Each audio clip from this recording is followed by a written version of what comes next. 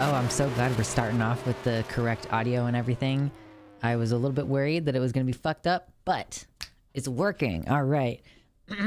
What's up, everybody? Say hello to everybody on the website. Baphomet was first in here tonight. Hollow, how's it going? We got Violet, Elk Owl, hello. Mama Mephistopheles, Winter Nightmare, Nuvenol, Tabaxi, and with Otro, hell yeah. Halfling Rogue, what's up? And Sizukara, hey, how's it going? I hungry, yeah. I actually was quite hungry today. I'm not normally very hungry, so you know, I was appreciative. I ran with it. I ate some ice cream. That was a pretty good time of my day. What's up? So Dark Canuck, hello in the YouTube chat. We got Paul Hack as well. There's Jimmy Nails. I'm Too Boring says hi, Daddy. Hi. Hunter Markey, what's up? A Caro, hello. We got Thorn Among Roses and Venusian Blivet, hello. And we got Soyboy69, of course. How is everybody doing today? I switched around a little bit more about my setup, so hopefully things don't look like shit. I feel like I have a much more natural skin tone than I used to at the old lighting, where I had like two lights blasting in my face all the time and the color temperature was super weird. We're going for some warm color temps right now, I suppose. That's the idea. And Mersh, hey, how's it going, Mersh? Doing fine as frog hair. Okay, I've never heard that expression before, but I will accept it because I cannot argue. It's the new year. We made it into 2023. If you're here, then you're alive and you made it through. Congratulations. I am looking forward. I've got that brown lighting. It's like orange, you know? I could do it a slightly more yellow tone. But I don't know. I think, come on, girl. Oh, okay, yeah, there's the yellow. It's fucking blinding looking at those things, though. Whoever, I don't remember who got those for me, but good fucking job. Because I had originally had strip lights on the wish list, and then I realized that those are really impractical. And if I had put them up, I would have had to take them back down, and then the adhesive would have been ruined. And then what would I do? I look radiant. Okay, I'll take that. I'm blind. I'm like looking at the camera, but all I can see is spots from the LEDs. I got to figure something else out for them because the place that they're in is not working. But yeah, no, we made it through to another calendar year. It's like, I used to be, really shitty about it and like, oh, it's so arbitrary. I don't know why there's a bunch of shit in my throat today, apparently. You know, I don't like talk during the day because I don't work with anyone and I don't live with anyone. So I come on stream and I'm like, oh, this is a surprise. So yeah, no, I came over here because I wanted to see kind of is there a difference between these two lightings that you can see on camera? Come on, girl. Oh yeah, that's way darker. I think that the yellow looks much better. Halfling Rogue, thank you for the tier 1 sub gifted to Tabaxi Bay. They said, hey, your name is my cat's name. Enjoy the emotes. Oh yeah, saying that to Tabaxi. Yeah, I did see the name Tabaxi coming up in a couple of different contexts recently, and I was surprised by that. But yeah, enjoy your dicks, Tabaxi Bay. Or you're not, Tabaxi Bay might be a different username that I'm familiar with as well. Whatever. Anyhow, thank you again for the dono. Let me put this up here. Wow. Very awesome. So, yeah, we made it into the new year. I don't really do New Year's resolutions. Like, I kind of just let that urge hit me whenever. Like, just if it's August and I'm like, okay, I'm going to do something differently now, I do that. I don't like wait. And I also don't place a lot of a special meaning because I used to be all cynical about like, it's just another day of the week. It doesn't feel any different. And like, yeah, that's true. But like it mentally is about the structure. It's about having like chunks of time that you can measure against, if that makes sense. I am also Tabaxi Bay. Not sure why the username is different sometimes. It probably has to do with you've used like Twitter to log in once, and then you used Discord to log in a different time, and you did a different username or something like that. But anyway, good to know that's the same person. Tabaxi86 and Tabaxi Bay are one and the same. But since I did just move, like about a month ago now, I am working towards some different goals. I've got some stuff going on, you know? I'm working toward getting a bed, for example, because I don't have very well-established credit yet, since no one really explained how that works. So I'm figuring it out now. I'm in the process of building good credit. I just haven't been doing it long enough yet for me to be able to like get a good bed. Like if I'm going to bother to buy a bed, I would like it to be one that I'm going to have for like the next 15 years instead of like just getting some bed, because if I just get some bed, I'm also probably going to be on that shitty bed for like 10 years. Like just knowing me, that's what's going to happen. So I'm working toward getting like the real bed, and that just is going to take a little bit of time, a little bit of finagling, talking to different people, maybe a little bit of waiting as I continue to build my credit. Like it might still be a little while, but that's one of my goals that we're working on for the coming year. It's a very practical goal. Real bed for real snug times. True. I mean, the bed that I've set my sights on, I am also this kind of, like, this might be kind of a fault of mine. I'm actually interested in getting your feedback on this. Like, I tend to be the kind of person who I kind of like, I might look around a little bit. I mean, yeah, so I'll like look around at stuff for a while. It depends on what the thing is. Sometimes it's not very long. I'll look around a little bit and I'll pick a thing, and then I'll be like, I have to have that. Like, and I make it happen. This is like a repeated thing for me where it'll be jobs, for example. Like I will I'll look around at a bunch of different jobs and maybe even apply to a couple of different jobs, but I'll get one job in my head that I'm like, I really want to work at this company doing this position, and then that's the only position that I'll like actually interview for, and then I'll get the job. Similar thing with like apartments. I'll look around at a bunch of different apartments, and then I'll pick one, and then I usually just get the first apartment that I tour. Like I just managed to make that shit happen. So I kind of am doing that a little bit with this bed. Oh wow, this is really kind of irritating actually. I don't know what's up with my voice. Like there's just a lot of gunk in my throat, and I don't know why. So I decided like what brand of bed that I wanted, and I was like, okay, I know that there is a store within driving distance, like within, I'm from the Midwest, like within driving distance means like it could be anywhere within like a 5-hour radius, honestly. So I was like, okay, I'm gonna probably buy the bed online, but I want to go to the store and try out the bed. So I went and I tried out 2 of the beds. One was just like, really? I might have to like pause and go try to clear my throat, because this is really getting to be a lot. I tried out one bed that the person who was working there just like recommended that I try. And then I tried the bed that I had originally come there to try. And the one that the person suggested, I was like, oh, after having slept on it, like not slept, but after having lied down on it, like I have, you know, pressure points is one of the big issues that I have while I'm sleeping and stuff. So like, I was like, wow, no, she convinced me, you know, like she was like, oh, if you're a side sleeper, you should try this one. And I tried it and was like, oh my God. So it's a really nice mattress, and it's going to cost like a couple of grand.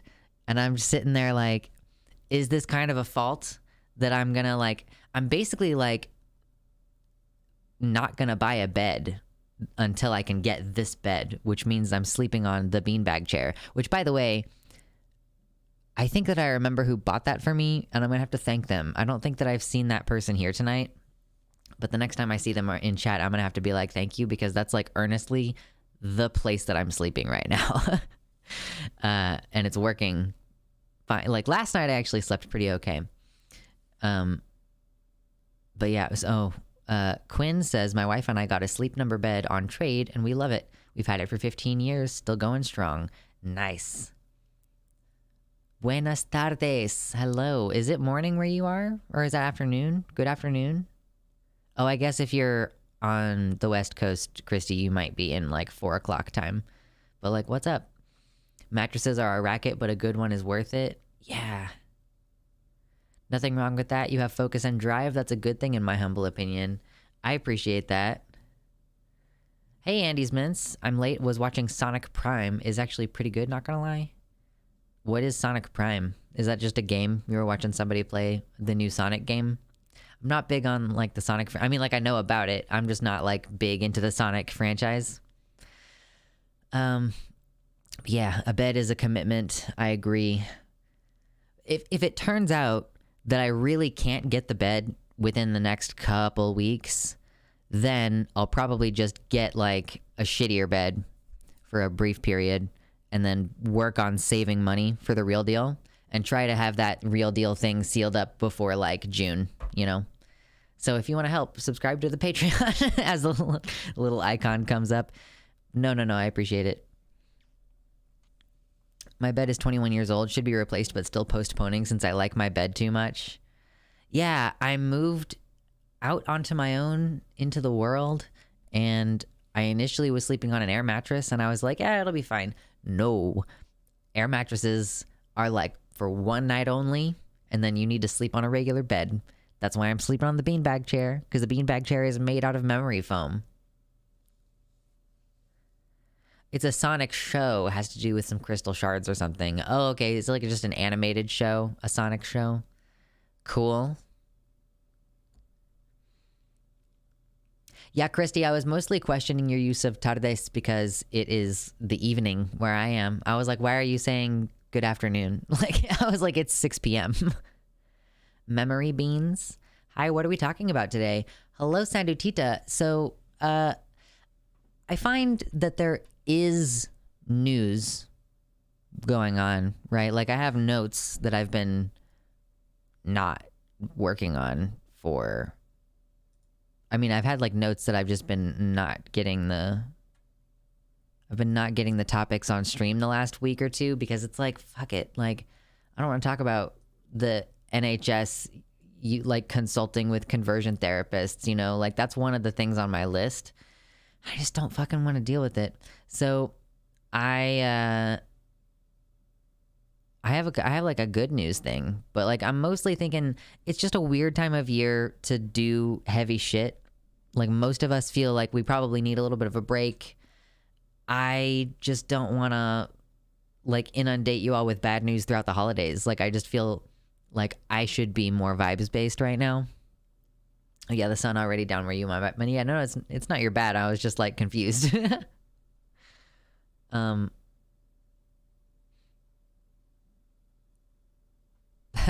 managed to get a mattress from CPS by dumping ashtrays on it and calling it a health hazard for other kids. I mean, you managed. What's up, Jimsy? Let's see. I've also tried sleeping on air mattresses as a temporary solution after moving. It's not fun, and I've woken up on the floor a few times after falling asleep on a fully inflated mattress. I will say the good thing about this one is that it's new. It was a new mattress, and so it came with a self-pump thing. I guess that's like standard for air mattresses now, where they just have like a little pump thing. And it's like it doesn't sink, but the problem with an air mattress fundamentally is that it doesn't matter how pumped up it is. Like it's a hard plastic surface, and like if you're on it, you know, it's taut, you know, it's like hard underneath you.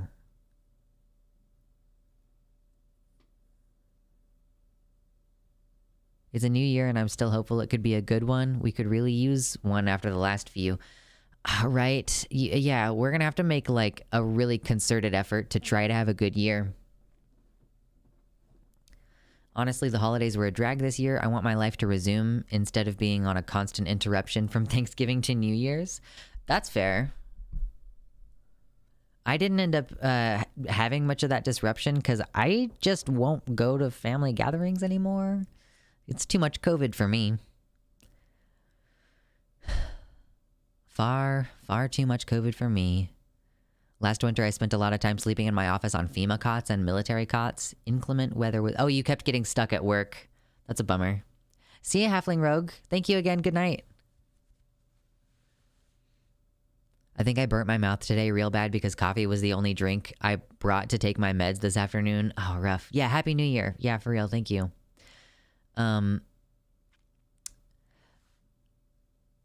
I am determined to make this year a good year. I mean, that's really kind of my approach to it because I can't control anything outside of like my apartment.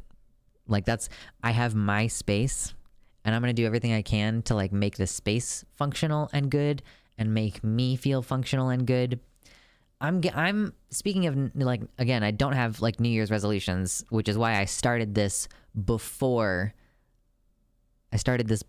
New Year's. I'm exercising and doing yoga. I'm doing calisthenics and yoga because I think it's important to be able to, like, I work from home now, you know? I don't know how many of you also have this experience where you work from home or you work at a desk job maybe, but I am definitely feeling, you know, some like tightening as like I don't stretch very much. I can hurt myself really easily when I'm trying to move shit around. If I'm going to be getting a big, huge fucking mattress, I'm going to need to be able to like move it around. If it helps, I think that since it's not an election year, things will be a bit calmer. These midterms were bigger than usual and 2024 is going to be a shit show. So this is the calm before the storm. We can hope. I have like some very important shit that I need to accomplish this year. Some like basically like some family shit that I need to address that is gonna take probably a huge amount of my time and energy. I'm moving soon and the mattress frame broke, so I'll bring this there and have a new one like a king size air thing with a remote. Yeah.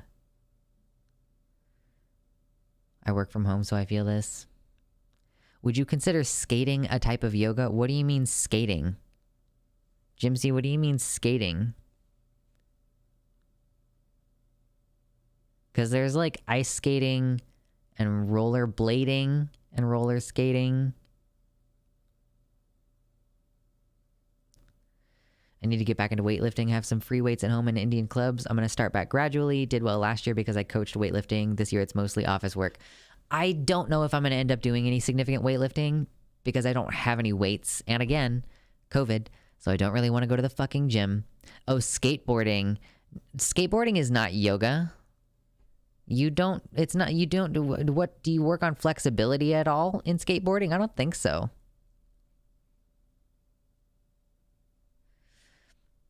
So I'm starting with the calisthenics because it's at least, you know, your own body weight. It's pretty easy to work with. And to be clear, I know this can be a triggering topic to some people. I'm not like trying to lose weight, to be clear. And I don't really think that should be a primary goal. Because if you lift weights, like, you're not gonna lose weight. You're gonna build muscle and gain weight first. So that's not, so the goal for me is actually, I guess ultimately my goal would be to gain weight because I want to have more muscle. Yeah, Mersh, what I'm saying, like, I'm not gonna do weights, at least for a while. Like, I'm just gonna work on calisthenics.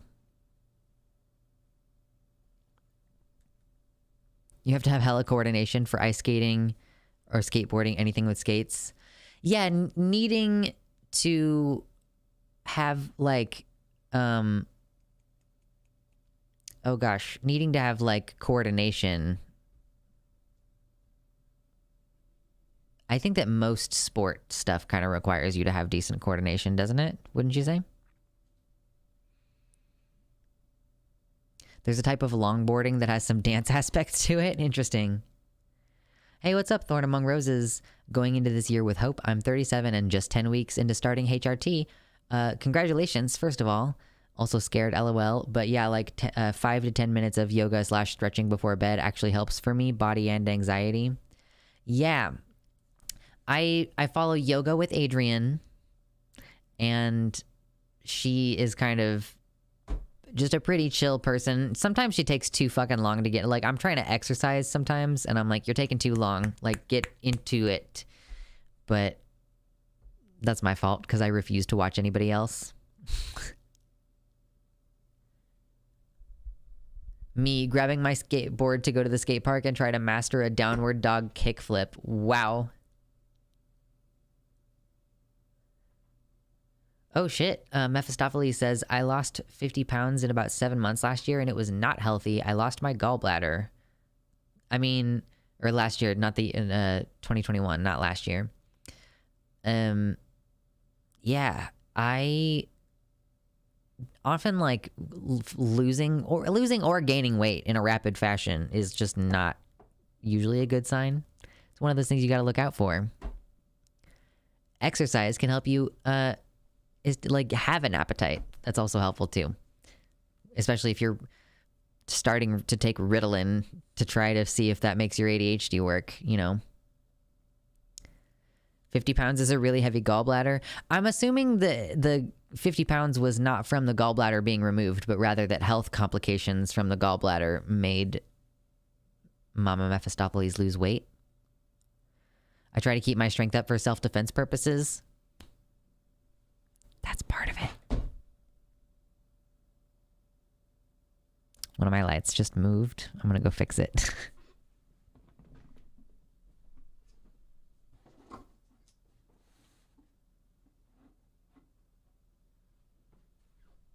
Okay, I fixed it.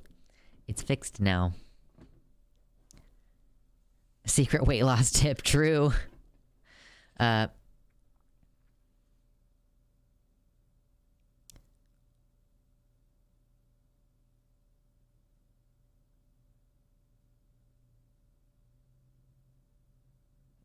we're talking about boba.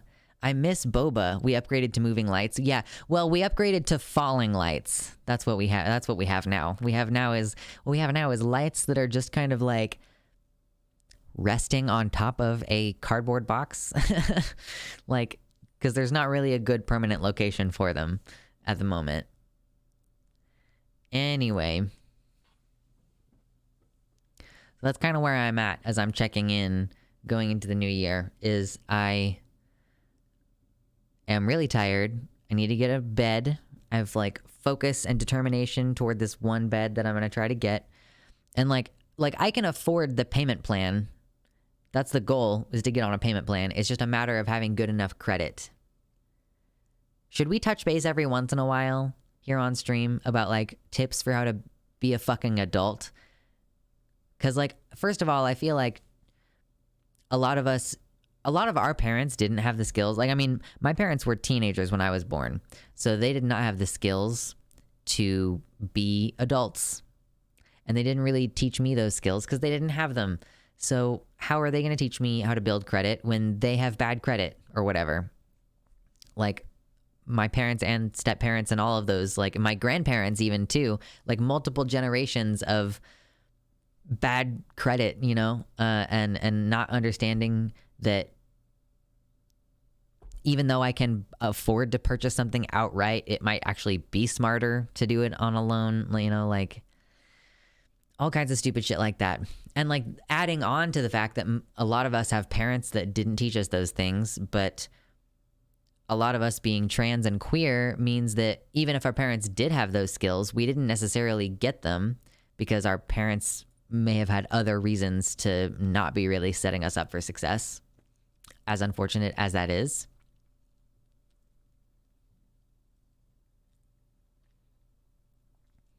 I think it was weight loss that caused me to develop gallstones. Oh shit. I owe the hospital $8,000. Yeah, medical debt is, I think, the #1 type of debt here in the United States. And I also think that medical debt is like the #1 reason that people declare bankruptcy. What's up, Winter Nightmare? I didn't learn to use credit until well into my 20s either. Yeah, I'm 28. I'm going to be 29 in a few months. Oh, so I do this thing. I have my birthday's in March, so it's well toward the beginning of the year. So once it is New Year's, I just start thinking of myself as the next age, like starting in January, to give myself like 2 months of prep, you know? So basically I just realized just now that I'm gonna start doing that now. So I'm gonna be 29 in 2.5 months, basically. That's exciting. I'm gonna turn 30 this year. I know it doesn't sound that bad, but it scares me, LOL. I'm proud of you, Winter Nightmare. And I'm proud of me for getting this far. I just want to share with you how I feel. Like when I turn 30 next year, like I didn't think that I would live this long. So I just feel like really proud, right? Isn't student debt the number one type of debt? Oh, it might be now. I might have gotten that. I said that both of those things were medical debt. It might be that student debt is the largest amount of debt. There's also two ways to measure that. It's like the total amount of debt that we have in the country is most of it medical debt or student loan debt, or like the type of debt distributed amongst different kinds of people. Like there are probably more individuals with medical debt than there are individuals with student debt. Like I have medical debt, but not student debt, for example. Thank you for catching me on that, though, Venusian. Muscle kind of makes me dysphoric.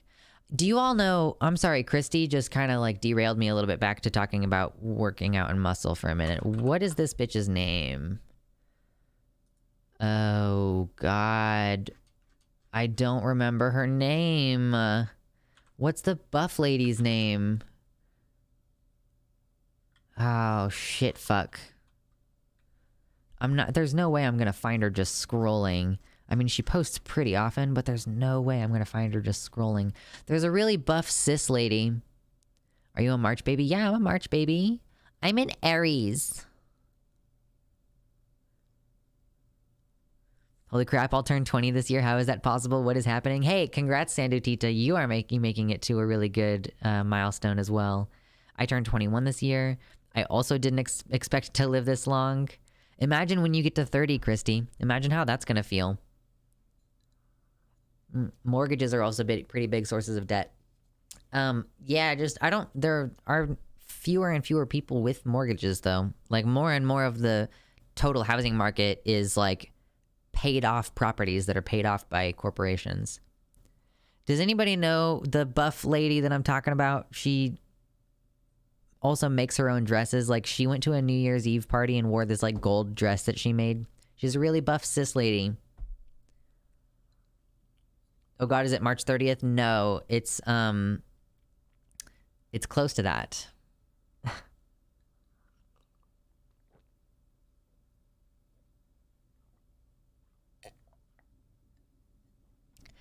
Hail Hydrate. What's up, Sora, in the YouTube chat? By the way, if any of you are hanging out in the YouTube chat and you're on the computer, why don't you come over to the website chat? Luxander.net/live. You can come hang out where we have custom emojis. Eba the Purple, who's often a lurker, but I don't know if she's here tonight, did all of our beautiful dragon emoji emote guys. All I can think of are the strong ladies that crush watermelons with their legs, LOL. Yeah, I mean, listen, that's kind of the idea, but she just, wow, okay. Cat Black posted a really sexy picture. Not expecting that on the timeline, TBH.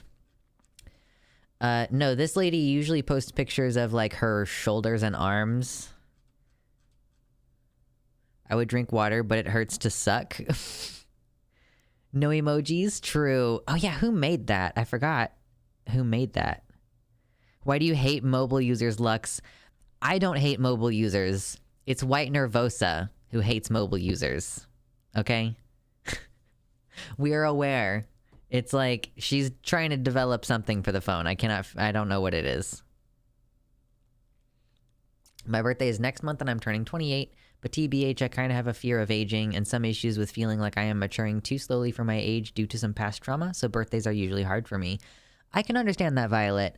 I will say in a just to like try to be encouraging about that, I think that most people have a fear of aging. Like, it's a fear of like becoming less mobile, or a fear of dying, or something along those lines. And I will also say that feeling like you're maturing too slowly for your age, like, it may be that you do have some specific trauma thing, but I will also say it's become apparent to me that you don't, like, no one ever feels like they're grown up, like they're an adult. Like, people don't feel that way. You just always, like, you just realize at some point that, like, you look like an old person, but you don't really ever feel like an old person. It's less a fear of aging, but rather a fear that my mind is too immature for my body and it's creating problems. Yeah. For sure, if it's an issue, I encourage you to, you know, seek outside assistance with that. But the grown-up feel is such an illusion. I'm still a toddler in my mind. I saw a Tumblr post at one point that was like, I am an adult, or no, I'm not an adult. I am a child with a drinking license. like, yeah.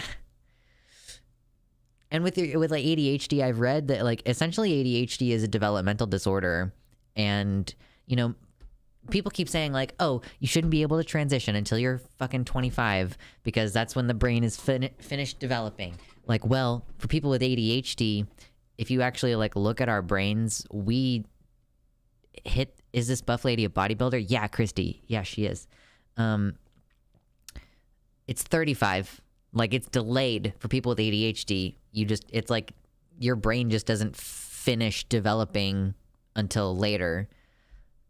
Seems to be what some of the evidence is indicating at this point. You just look and feel worse. You don't ever get to, quote, grown up. True. I have ADHD too. So I think that ADHD people like each other. I only like watching content from other people who seem to have ADHD or autism, basically. I'm like, I don't really want to watch anyone who doesn't feel like they're neurodivergent in some way.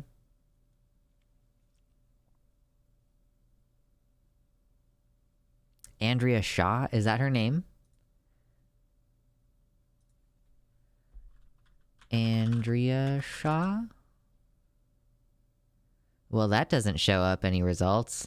Is her name, does it have all those stupid fucking symbols in her name right now? It makes it impossible to search for people. Claire Max. Hello, Tootie Boots. Welcome to the website. She Rage. That's who it is. But it doesn't show up in search because is she using a bunch of stupid fucking symbols in her Twitter name? But Princess of Pain is the correct person. Like, I think that's the correct person.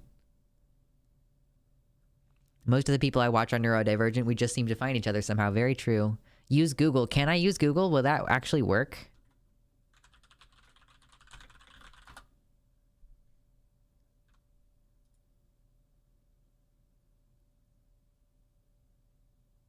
Okay, I don't know why this wasn't showing up in the fucking search, but Google figured it out. No, it's okay. No worries, Mama Mephistopheles. So this is like, you know, this is not exactly like goals, but it is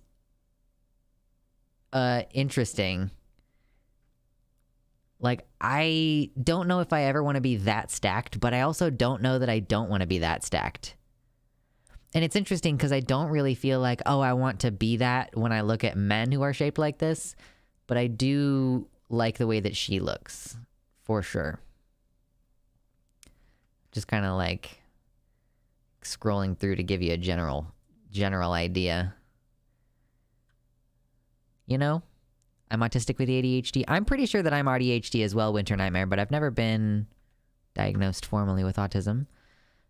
I swear I used to have an account here, but White Leaf is not recognizing me. The trick is, once you get logged in, you need to attach all possible accounts that you might log in with so that you don't forget later. For some dumbass reason, when I first made an account on demonmama.com, I used my Twitch account to log in, and then later I couldn't fucking figure out how to log on because I was like, why are you not recognizing either my Twitter or my Google account? Well, That means you got to go back in later and add your other accounts so that you don't ever make the same mistake I did. Shield Dayton says, I wasn't terribly concerned with my age, but then my egg cracked. And now I wish I'd transitioned in my 20s. But the truth is that it's never too late. It's true.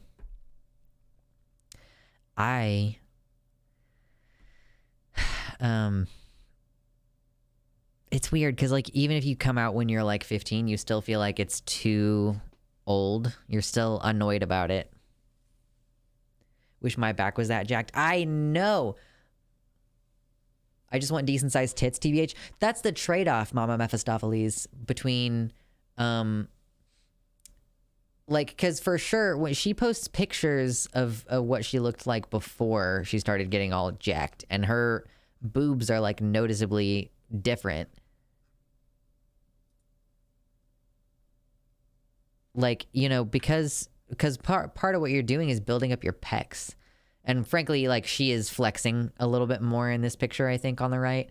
But her boobs are, like, not as prominent on her body because she has pecs, and perhaps she has less body fat, maybe total percentage-wise now.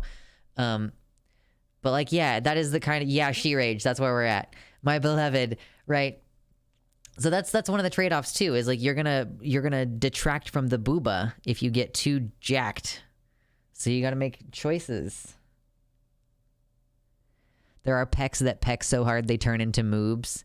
But like, yeah, but moobs are a different thing than boobs. I personally like having boobs. Like when I think about my body, I kind of think about my body being like the kind of body that I want to have. I tend to think of more being similar to like a trans woman's body than a trans man's body. I don't know. Like, I appreciate that there are more representations now of transmasculine bodies and like porn of transmasculine bodies and stuff, but I don't really necessarily see myself reflected in that, which feels weird to say as somebody who is assigned female. It's like my gender is like trans girl, which is weird. But I mean, like, that's where we've kind of evolved to after I've been out for fucking 13 years or however long it's been. I actually ended up posting my Fursona in the furry channel. Ooh, I'll have to check that out later after stream for sure. PG Scorpio in the YouTube chat says, it's never too late. I'm over 60 and just came out last year.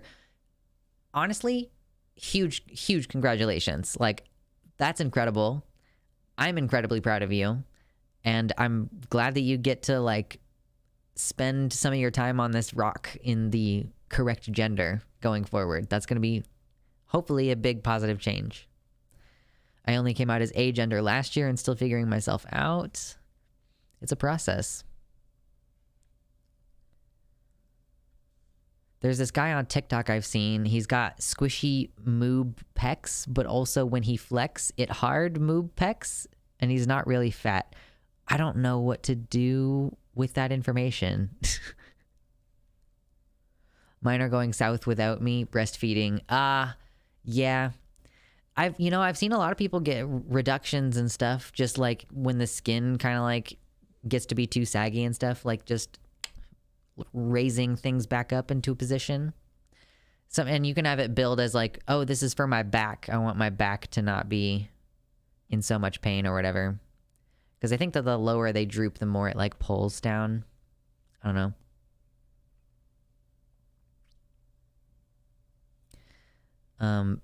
Yeah, I kind of get how you feel a bit. Like, I consider myself a boy, but like in a trans way. Yeah, Baphomet, like I think you're like me, but like you just have the other opposite assigned sex. Not in a finster cis way or in a cis guy cis way. Yeah. I think this is what they mean when they say, like, AMAB transmasc and AFAB transfem. I consider myself a ball of floofy. Why is my phone making noises? My partner is sharing videos with me on Tuesday. Apparently not remembering that I'm working right now. I am currently working. That's what this is. There does seem to be a distinct trans girl look, the sort of taller, lankier gal. I mean, yeah, like I have this, like, I'm 5 6-ish, like somewhere, like I'm like like right in the middle or so there. And like I'm also really like skinny and lanky. I actually might be like, I think I'm actually 5'7". But like I am like skinny and lanky, and I want to be like, I like, there's like the goth agender, gender void, gender fuck kind of look, like the boy girl, girl boy, girl fag kind of situation, very specifically.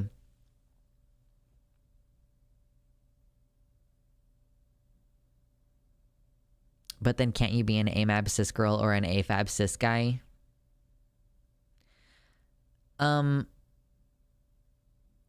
So I think that cis has a more specific meaning of being like the same gender that you were assigned. So like,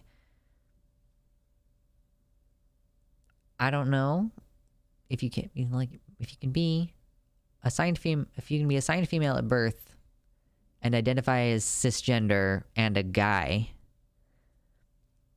that feels contradictory.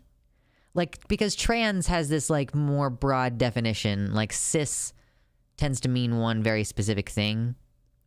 Although then we come to the question of like, is cis and trans an actual binary? Can you identify as both cis and trans? I don't know. Because the detrans people that I know who do identify as both trans and detrans don't usually identify as cis, even though their gender might be the same as the one that they were assigned. I just feel like trans is a little bit more expansive, but that's an interesting discussion. I wish I were shorter. I hate looming over everyone. I lost 2 inches on HRT, but even at 5'11", I tower over 99% of people I know. That's frustrating. And there's not much you can do about it either. It's not like you can, like, you shouldn't be like, oh, I'm just going to have really bad posture, and therefore I'll be able to be shorter. You know, like, you just don't do that. Oh my God. Yeah, Baphomet. Yeah, that's kind of similar to what I've read from from some detrans people. I also feel like it has to do with like living as trans for several years has irreconcilably changed how I perceive gender in such a way that I couldn't describe myself as ever being cis, if that makes sense, even if I were to fully detransition. I think you can be cis and gender nonconforming in the same way you could be trans and also identifying as the same gender you were assigned at birth. Yeah, for sure.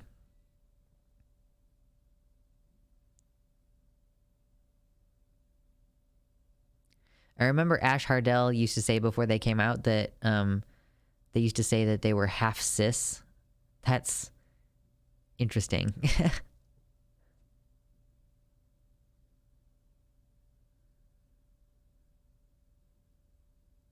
It's just weird hearing someone wanting to be what lots of people hate being, if you get what I mean. Do you mean in the sense that like lots of people hate being trans femme? Like, are you saying, Venusian, that it's weird to hear that I identify with trans feminine bodies, and that like that's like when I think of my surgical transition and stuff, like I have been on hormones. I may go on them again at some point. I'm not on them right now. That's kind of irrelevant because I've been on them for long enough to incur permanent changes, and that was the point. So like, but I don't want to have top surgery. And I want to keep my current genital setup the way that it is and just like add a neophallus into that equation. So like my end result body that I imagine having is fairly trans feminine in appearance, right? My partner calls herself half trans. Are bigender people half cis? If one of their genders is the one that they were assigned, then yeah, I guess technically.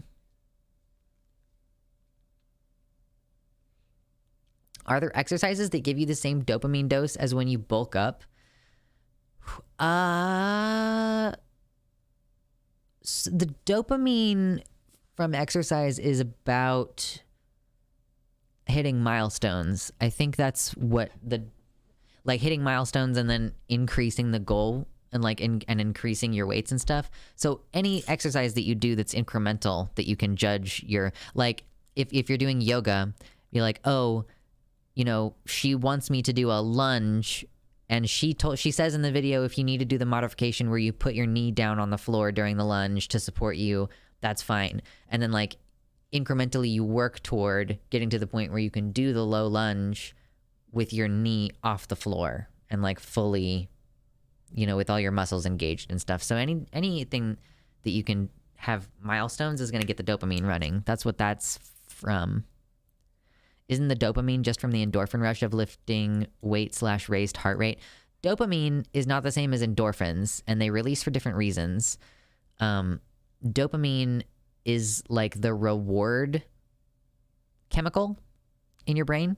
Like dopamine is what you're using in the brain when you do like tokens reward systems, or if you, like something I've done before is try to like train myself to be more into doing the dishes and stuff like that by using like chocolate or some kind of candy as like a small reward. It's like an incremental reward system. You're using the dopamine triggered from the positive reward feedback to build a habit. That's what the dopamine is. Endorphins are the thing that just is engaged when you lift weight and you like increase your heart rate. Like the thing that you do, like when you go running, your endorphins induce that like that high, or that's, you know, that sense of like, oh yeah. Oh, I was clarifying Quantum Cactus's question, Christy. You ruin your posture trying to fit in with shorter people. I ruined my posture trying to go goblin mode. We are not the same. True. I ruined, like, it's also like a trans mask thing to ruin your posture trying to hide your boobs. You know, you're like doing this all the time. It's not healthy. Oh my God, excuse me.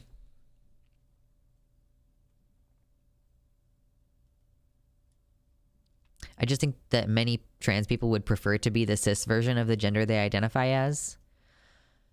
You know, it's really interesting. I would like to, so here's a question for chat right now. If you're trans, and I assume that some of you are trans, whether you're in YouTube chat or on the website chat, I would like you to answer a quick question. Let's do a quick like vote, basically. Click 1 if you're like trans and you like being trans and you would not choose to be. Okay, so we're going to do 3 options. Don't click anything yet. We're going to do 3 options. I'm going to explain them, and we're going to do a quick little vote here. Option number 1 is, I'm trans, I'm happy to be trans, I would not change being trans. Number 2 is, I'm trans, but I wish I were the cis version of the gender that I want to be. Like, you were born male and you wish that you were born female because you're a trans woman. Third option, you're trans and you wish that you could just be comfortable as the gender that you were assigned. I'll go over it one last time and then I'll have you start voting. Okay, number 1, I'm trans, I want to stay trans. Number 2, I am trans and I wish that I were born the opposite and could just be cis that way. Or 3, I wish that I could just be cis in the one that I was given. Go. Because I'm curious about this. Yeah, learning to play guitar for sure, Jimsy, is incremental progress. It'll show you. You'll be able to see. Partially identifying with a gender is still not being a binary cis person to me. I hate being bound to a physical form altogether. True enough. Okay, so on the website chat, we have mostly number 1. There's no person who has answered number 3 on the website chat. 1 person answered number 3 on YouTube chat. And we have another on YouTube chat. We have also a majority that are saying number 1. I'm trans and I want to be trans and I like being trans. But we do have a couple people who said that they would like to be, they wish that they were born the opposite and could just be cis that way. It would be interesting to see what like what that would look like on a broader scale. Because I think that we're seeing an increased amount of personal acceptance where we feel like we're not the problem. And I think that maybe this is maybe something to do with the high rate of comorbidity between autism and transness. But it's like, as an autistic person, as a trans person, I don't feel like I'm the problem in the world. Like, I don't feel like my transness is the issue. That's not my problem. Like, if other people have a problem with that, that's not my problem. If that makes sense. There's a lot of non-binary peoples here, so like it's a bit of an odd question for the community. I recognize that, Blue Spectra. Yes. Also, hi. I recognize that, like, as a non-binary person, like, even if I were born male, I would probably be non-binary, especially because I like my body how it developed in female puberty. Like, I'm basically like content with the fundamentals, like my bone structure and stuff being from the female estrogenic puberty. So maybe I would be even more dysphoric as a person who was assigned male. It certainly would be a lot more difficult for me to bottom if I was assigned male. So for that, that's like at least one reason. In order of most to least preferred, Venusian says 231. Yeah. Sometimes the things that hurt you the most are the things that are hardest to change, like your height, and your like shoulders or whatever.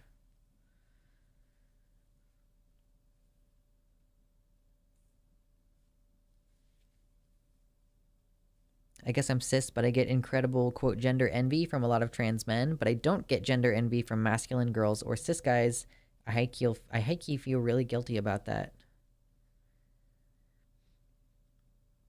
I'm trying to put my hair up. Interesting. Getting gender envy from trans men. Can confirm frauding. Wait, why are we talking about frauding? What happened? Did I do something?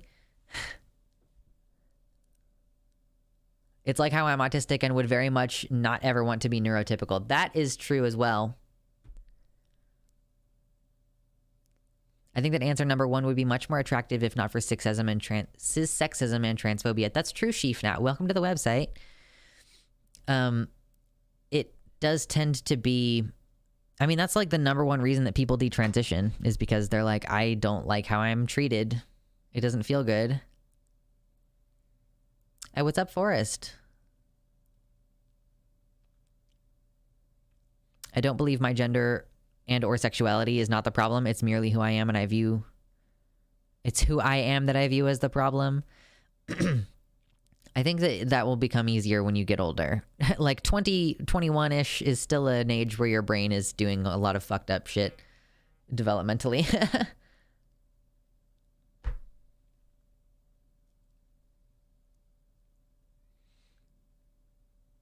I still don't know what gender is. I just started telling people I'm non-binary because I wanted to go on T. Now that I'm thinking of myself that way, I'm vibing, but also like I barely care. Anyone relate? I've definitely heard of people who are like, yeah, I want the hormones, but I don't really care about like what you want to call my gender. Like, I just want to be on hormones and look a certain way. Makes sense to me.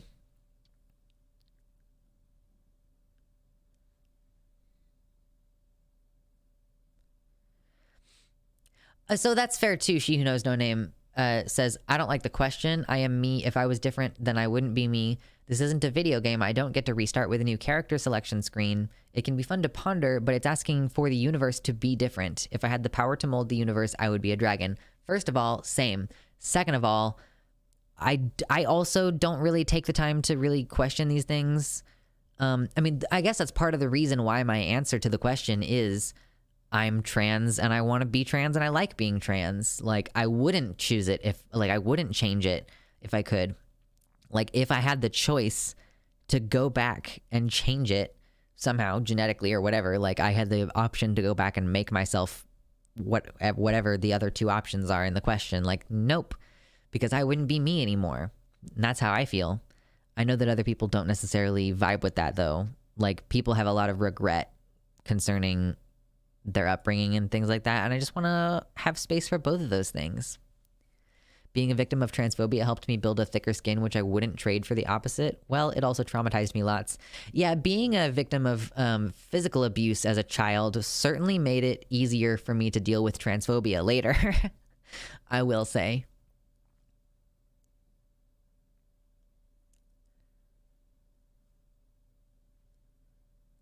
I'm also afraid to go on T because of my dad passing at 52, afraid that could be me because of some heart condition or something. I'm really sorry to hear that, also, that your dad died so young. I imagine it must have been some kind of heart thing, something sudden.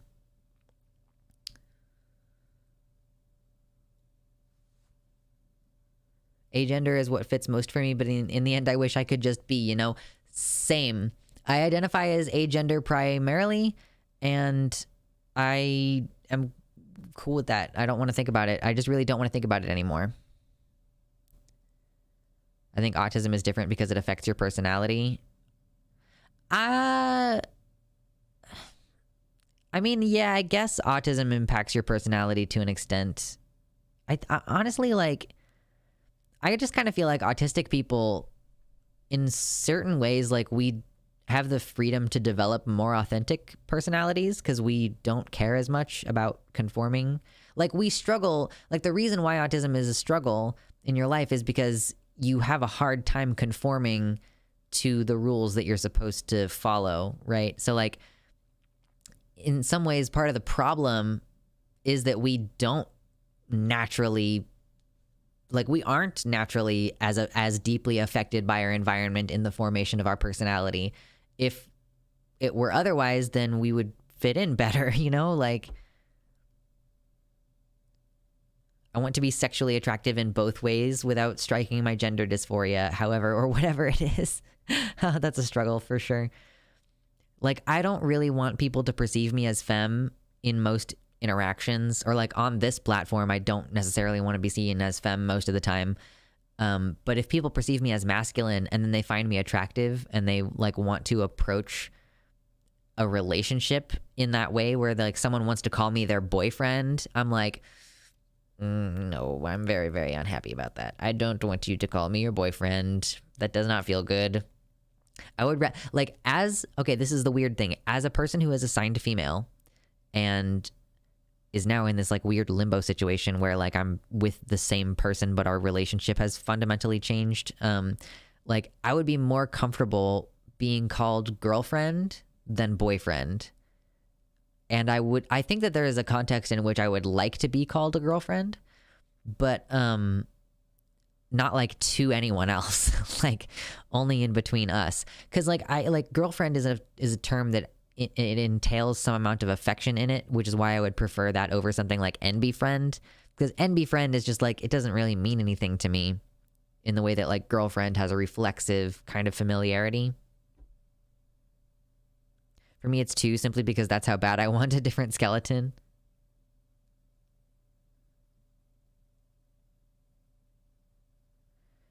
IIRC, only about 30% of autistic people identify as fully cishet, which points me to queerness being significantly an issue of environment, which autists would be more likely to, if not reject, at least treat more like one of those weird neurotypical guidelines, if that makes sense. This is my theory because I just watched a video from Healthy Gamer GG. I don't know if you're familiar with that channel. It's a psychiatrist he's like a doctor, and he has a channel where he talks about mental health stuff. And he talked about the link between autism and transness. Like, he referred to it as like gender identity issues throughout his video. Like, what is the causal, there's a correlation for sure. There is a definite correlation. The question becomes, which direction does the causal relationship flow in? Is it that something about being trans is like causing autism? Like, are they both on the same chromosome maybe? Is there a gene switch that happens that is correlative? You know, like, what is it? And there's the alternate theory that being autistic causes gender identity issues. So here's what I think. I actually think that gender identity issues are pretty common. But I think that neurotypical people aren't capable of questioning the fundamental rules in the way that would allow them to transition. Like it would seem to me that like being like I don't think that it's I don't think it's genetic necessarily. It could be. What I think it is that I think that a lot of people have gender identity disorder, or like gender dysphoria, or whatever you want to call it, gender incongruence. Like, and I think that if there were more open social, like, here's what's going to have to change. Like, we're going to have to see happen. More and more trans people are going to come out. It's going to become more and more normalized. Once it's normalized, are we going to start seeing an increase in the general population? Like, the number, whatever percentage it is, I don't know what the percentage is. Let's just throw out a number. Let's say that like 50% of autistic people also have gender identity issues. Then if it's a social convention problem that's preventing people from pursuing their gender, then we might see the number in the general population, once social acceptance increases, like more non-autistic people running with their gender and transitioning. You know what I mean? So that's like my personal theory, is that the reason why, like, that probably there might be a tangible difference in the numbers, but I think that we're just more likely to be like, fuck it, nobody cares about your stupid rules. I'm going to transition because my reality is what matters to me. Oh, that could be true as well. Venusian points out, if autistic people experience stimuli more intensely, then perhaps it amplifies dysphoria and other feelings around gender. Right. Like, this is what bothers me about the concept that, what is it? It's not theory of mind. That's not what they're really calling it anymore. That autistic people have a difficult time mentalizing. That's the word that he used. I really don't. I mean, like, yeah, sometimes I don't know exactly how I feel. Like, I just feel nebulously bad and I can't figure out what it is precisely. But I don't actually think that trans people... No, mentalizing is the word that was used. Because the guy was saying, like, oh, autistic people have trouble mentalizing, which both means that they have a difficult time understanding the meaning behind other people's actions, and they also have a difficult time understanding their own internal feelings and what's happening inside their bodies. I don't actually think that that's inherent to autism. I think that we are taught to ignore our bodies and our feelings.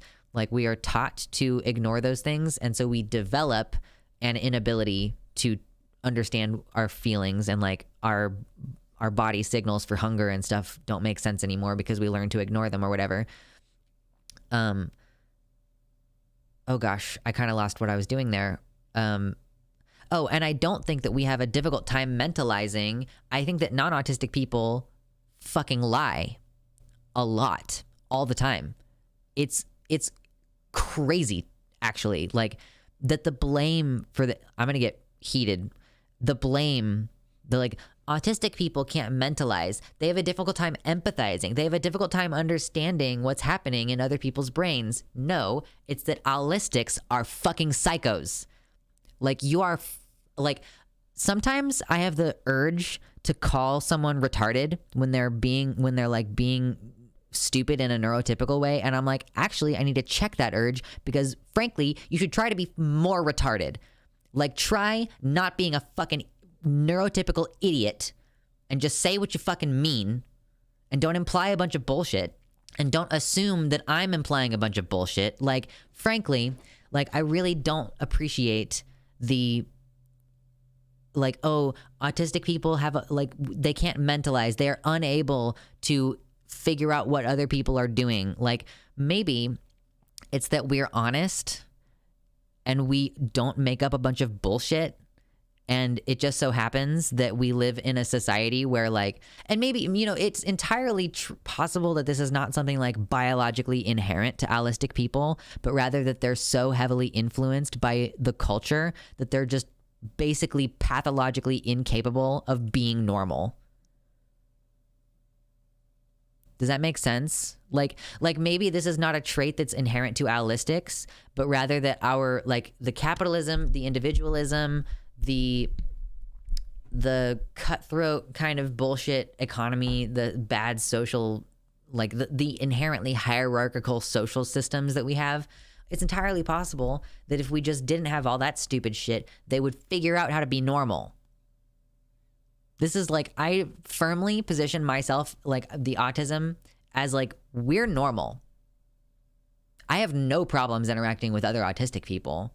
I don't, like I have so many fucking problems like dealing with my partner. It's been like a long-standing problem, that, like, there are social conventions that I don't understand, and he will get annoyed with me for not understanding them. And, like, not even just social conventions, but, like, I'll say something to clarify, and he'll get offended that I repeated myself. Like, did you think that I wasn't going to follow through? And I'm like, I don't know what to do with this. Like I said what I fucking meant. I just said the thing needs to be done by this time. Like, that's it. And the idea that I meant anything else by it is so fucking infuriating to me. I apologize, Violet. I should probably take it down a few notches anyway. I should probably chill out a little bit, but I just, like, I get frustrated because I really think that autistic people are normal. Like, we know how to think and communicate. It's like the drama and the bullshit is such a fucking neurotypical thing. You ever try telling someone that the stock market is literally made up? They look at you like you have two heads. Yeah. I saw this girl talking, this woman posted on TikTok or something about, like, you know, neurotypicals really love it when you just tell them what day of the week it is. Like, in place of a greeting, if you just say, like, or no, yeah, if you just say, like, it's Thursday, people will be like, oh, yep, we're almost there. And, like, on Monday, in place of a greeting, if someone says good morning to you, you can just say Monday, and they'll be like, oh gosh, yeah, it is, it's Monday. Like, the neurotypicals love that bullshit. I'm not autistic, but, like, all my friends are, and I feel like I gravitate to these people because they are fucking real with me. I know.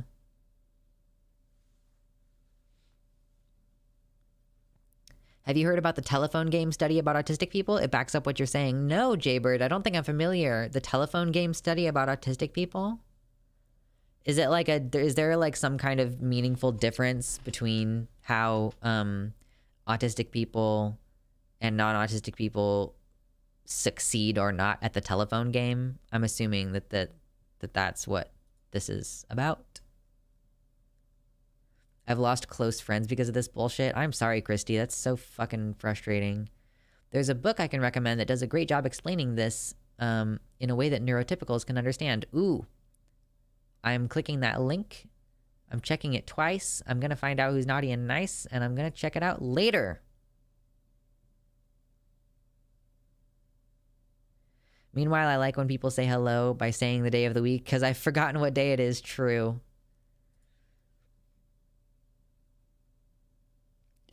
Oh my god, excuse me. What's up, Cheez It Furball? We're talking about autism and communication.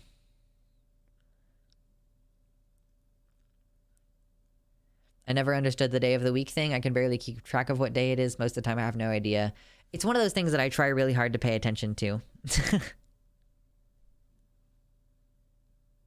Waves and might be autistic. Yeah, I speak with such authority on this matter, but in truth, I have not been diagnosed, and frankly, I will avoid being diagnosed if at all possible. It basically proves that when autistic people work with other autistic people, they can communicate effectively. However, when autistics and allistics work together, they are less effective. Jaybird, what about when fucking allistics work together? Because I think that I frankly think that people who are very distinctly not autistic, or like Venusian says, I don't think neurological categories are as distinct as you're implying. I agree. I think ADHD is like diet cousin autism. Like, there is just some kind of very big difference in how I process the world versus how other people process the world. And like Violet earlier, like, you said that this is touching on a traumatic area for you, so like I have to give an extra disclaimer right now, like relating to my being a physically abused child.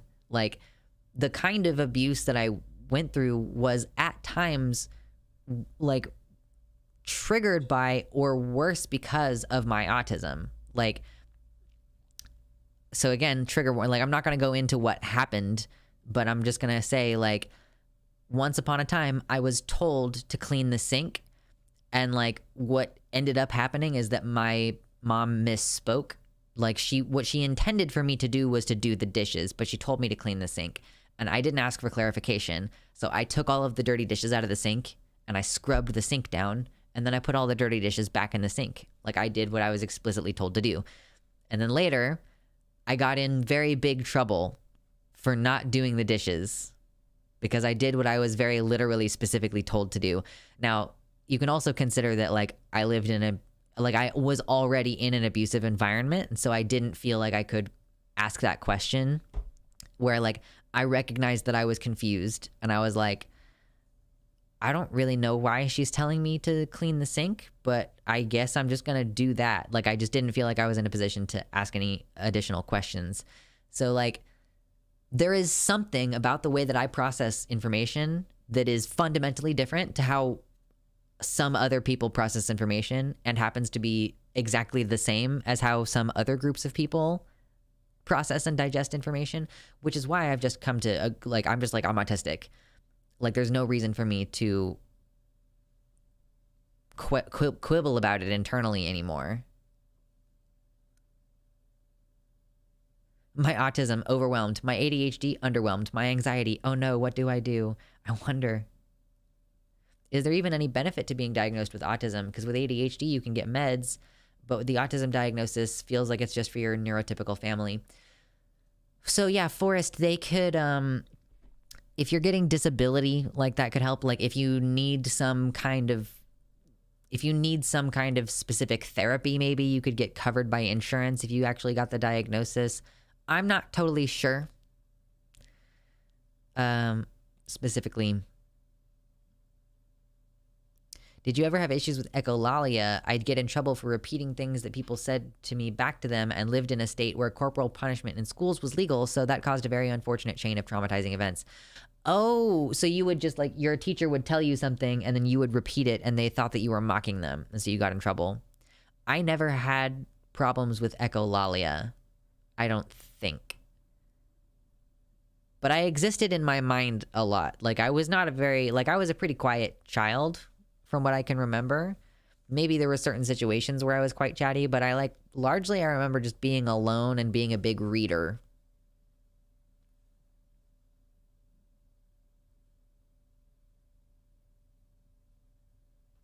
It's best not to knock a whole group like that. Most neurotypical people are fine. Some people are just jerks.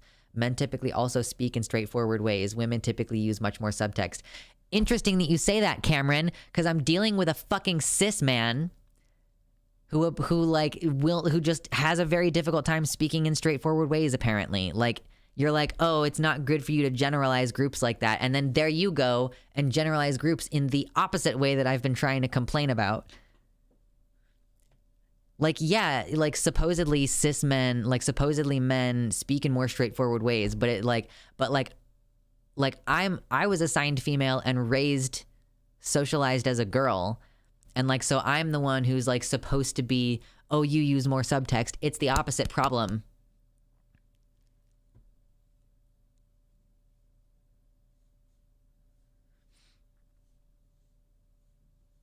All men are autistic. They need to be more autistic.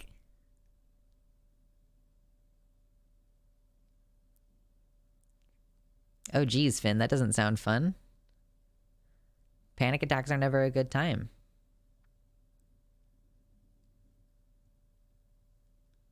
Pigeonholes just don't work. I was diagnosed with ADD, later changed to borderline, and then later changed to highly sensitive person. They just don't know too much overlap. Yeah, they just don't have very clear lines. Is another thing to acknowledge about the diagnoses is we notice certain patterns of stuff coming up, and sometimes people just don't want to say what they mean. I am not just talking about people who can't be direct. I am also talking about people who perceive a bunch of like, because they say things in a way that implies a lot of subtext and they don't speak directly, they also invent bullshit that you didn't intend onto things that you are also saying. Like, it's not like, my problem here is not just that other people don't say what they mean, even though that's deeply childish. I shouldn't even say childish. Children communicate better. Like, that's not what I'm talking about. I shouldn't say childish to mean demeaning things. That's rude, because children are people and they're good. I'm talking about people who like, because of the fact that they are pathologically incapable of saying what they mean, they also like they will just invent a bunch of shit like onto what you're saying. And it's like, I didn't say any of the things that you're inventing about what I said, you know? Insubordinate and churlish. Churlish is such a good word. Obstinate, not childish. Obstinate is also another good word. Yeah, Finn, like, my nana does the whole projecting what she thinks I'm saying when I'm saying something else. Like, how could I be any clearer?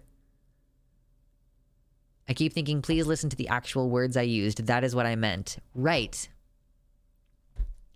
Like, I didn't, like, the example that keeps coming up is like a recent situation where it was like, I was like, hey, this thing needs to be done before this time. And my partner was like, okay, I'll have it done by this time, if that works for you. And I was like, yeah, again, just as long as it's done by this time, which was a later time than what he said he was going to do. I was like, yeah, as long as it's done by that time, it's fine. And then it's like, oh, you're saying that I'm unreliable and a liar now because because I just said I was going to do it at this time, and you're just repeating again that it needs to happen at a different time. I'm like, bro, I'm like, if anything, the thing that you should have pulled out of that was that I didn't need it done as soon as you said you were going to do it, basically, you know?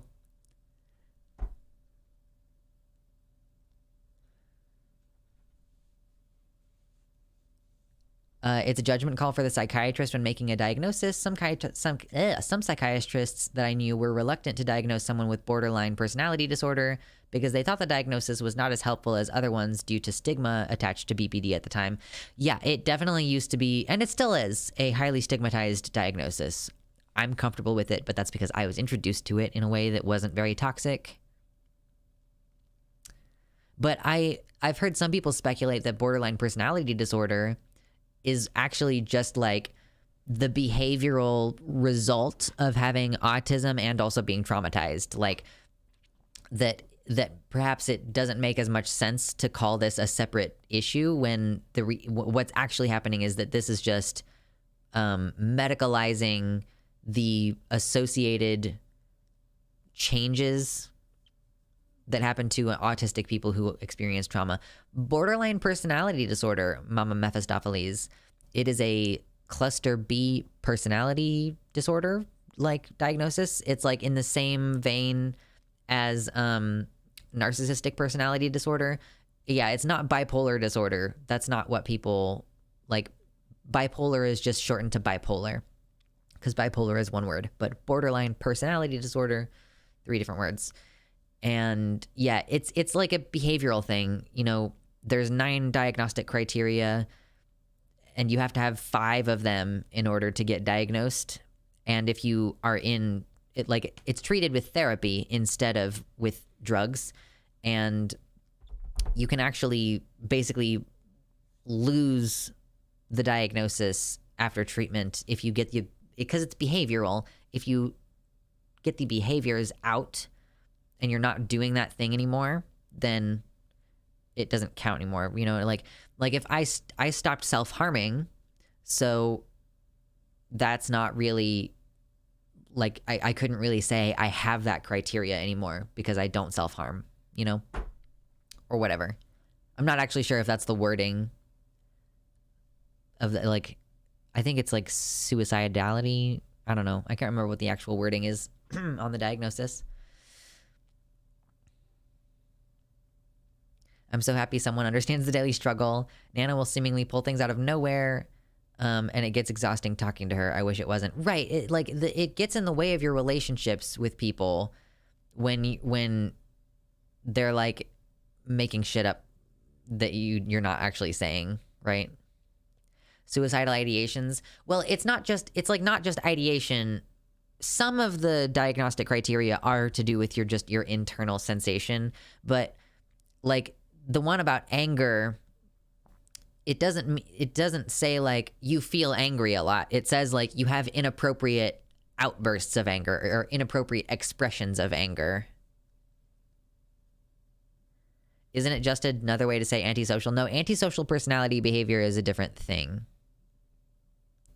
Like it's a whole specific diagnosis. Right, yeah, suicidal ideation and self-harm are not necessarily the same thing.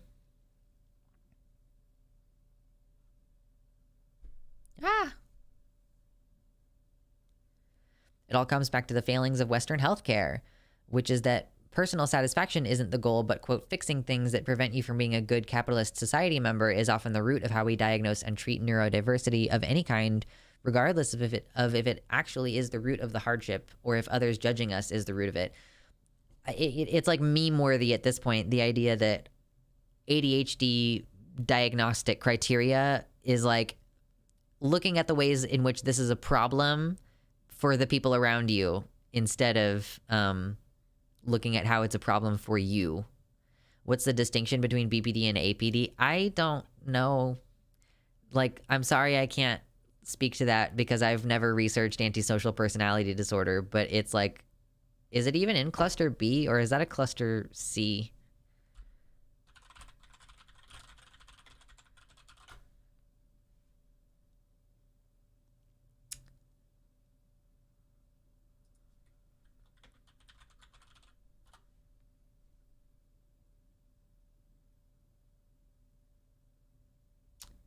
Oh, okay. So yeah, I guess they're all four. There's 4 cluster B disorders. So antisocial personality disorder, borderline personality disorder, histrionic personality disorder, and narcissistic personality disorder. I know quite a bit about BPD and NPD because those are the ones that I've researched, but I don't really know a lot about antisocial personality disorder. We can read about it a little bit though. Let's read about it a little bit. Antisocial personality disorder is a particularly challenging type of personality disorder characterized by impulsive, irresponsible, and often criminal behavior. Someone with antisocial personality disorder will typically be manipulative, deceitful, and reckless and will not care for other people's feelings. It exists on a spectrum. So, yeah, I mean, so I guess, like, these are signs diagnosing antisocial personality disorder.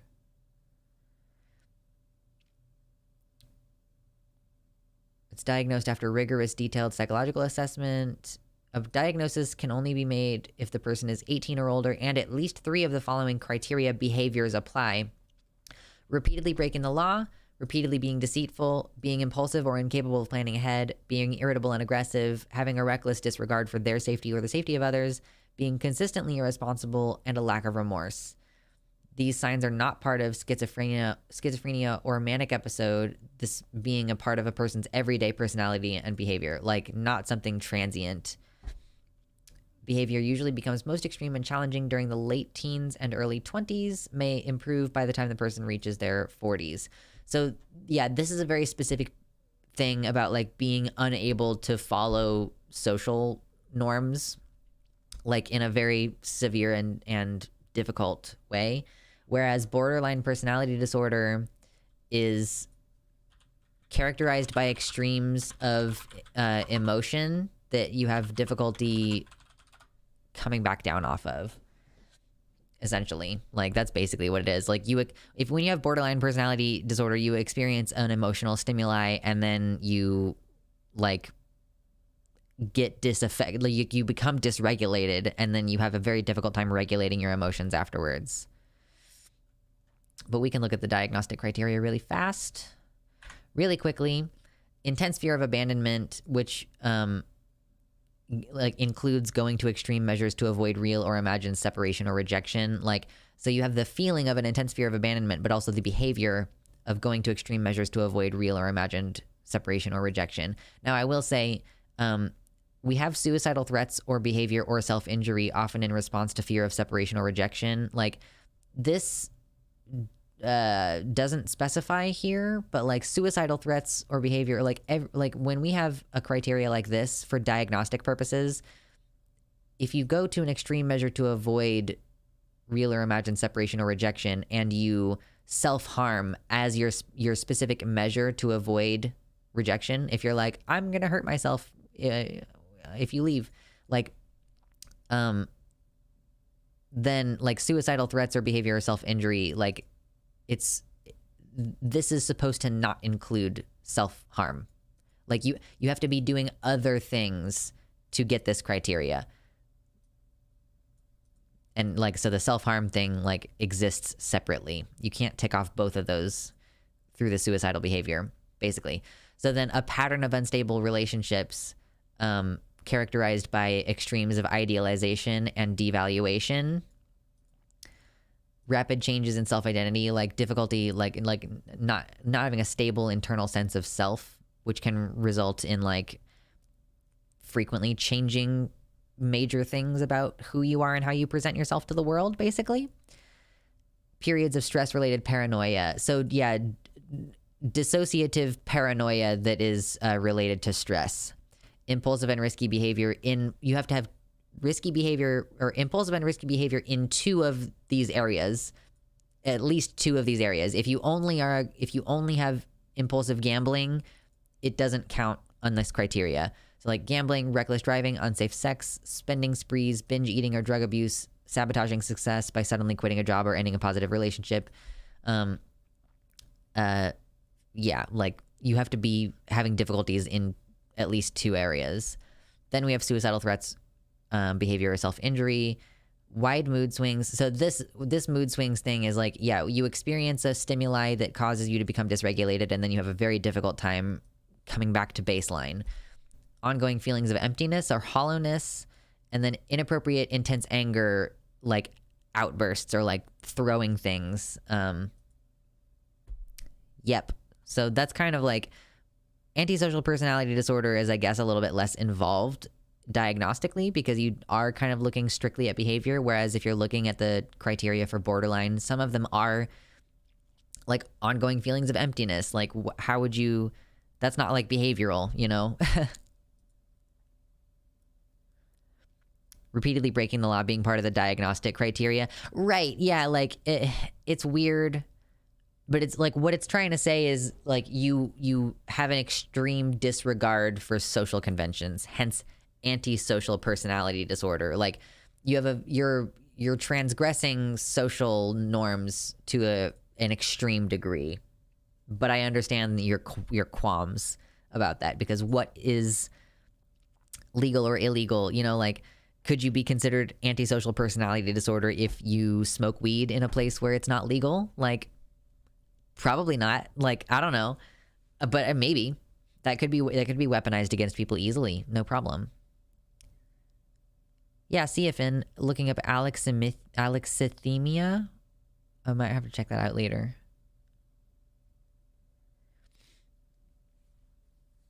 Yeah, there is also a difference between asocial and antisocial. I don't think asocial is considered like a personality disorder or whatever.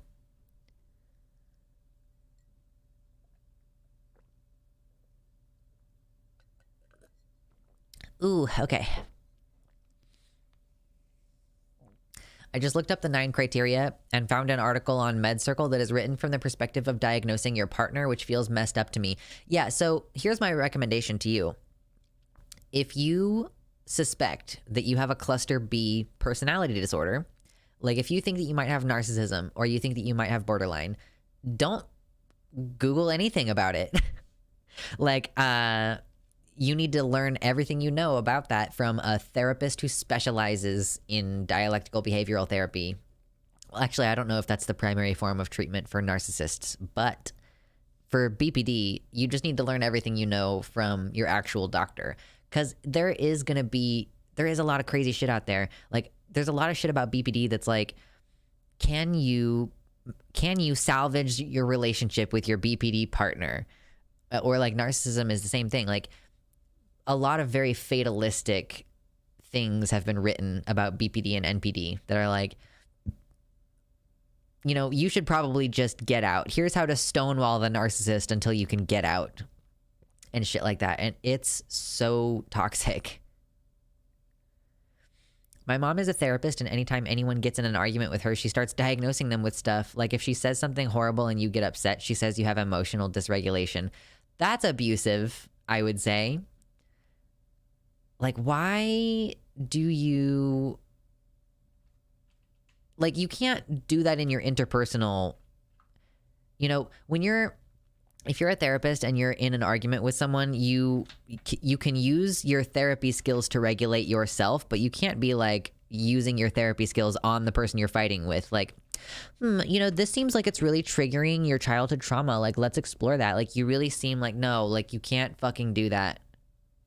Society had me thinking that BPD stands for bad person disorder. Fucking true. What's up, Anjali? Hey.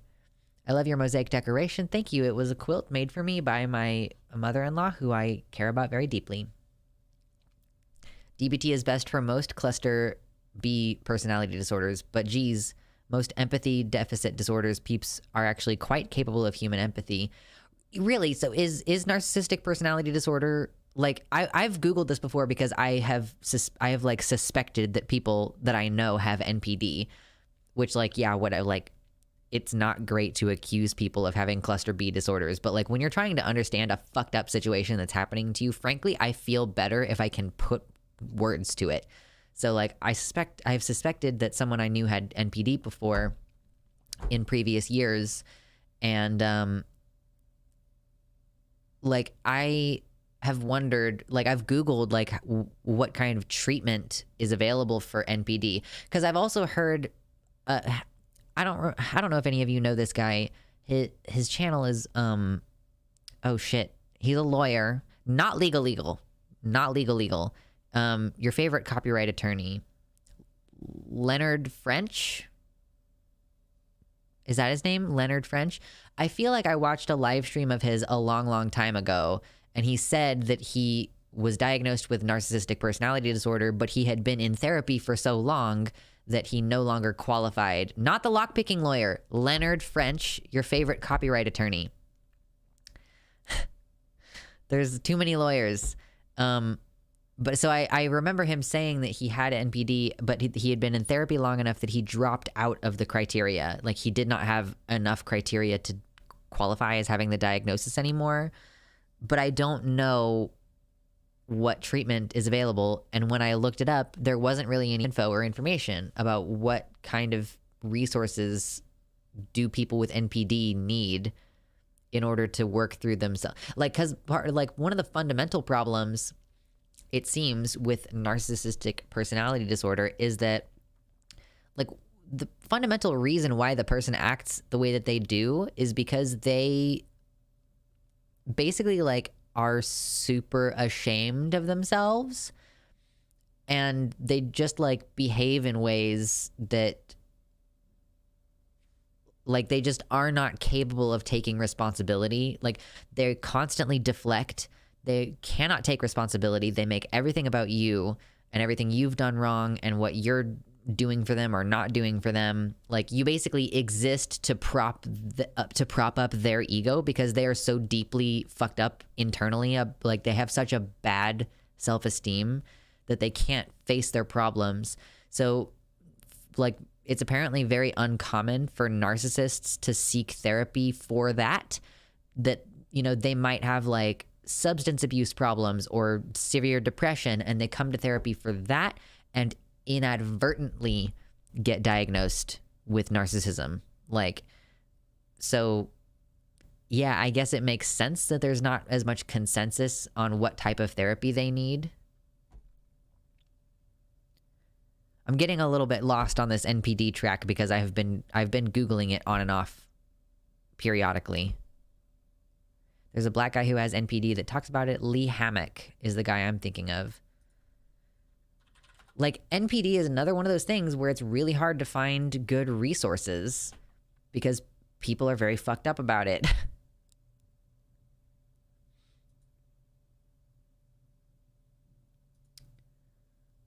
Okay, what was that name? Where did it go? Where's my chat?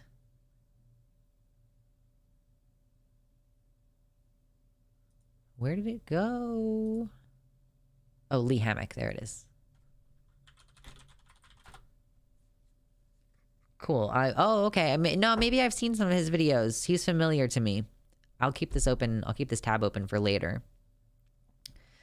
I was in a relationship with someone who has that and BPD. Whoa, I didn't know that you could have NPD and BPD. That sounds fucked up. I mean, not like the person is fucked up. It just sounds like it would be fucked up to deal with internally. That's what I meant. Don't ask how I feel about people with NPD because I'll probably make some people upset. Right, like, you know, I prefer to speak about people in ways that, like, indicate that there is, like, redemption and stuff. But, like, with NPD, I understand it's a difficult, they're incapable of accepting responsibility for their behavior, and that is one of the fundamental problems. Mental Healthness says he'll be in therapy for the rest of his life, but it really helps him live better, so he's motivated to continue. Thank you for that, Icalo. Mental Healthness.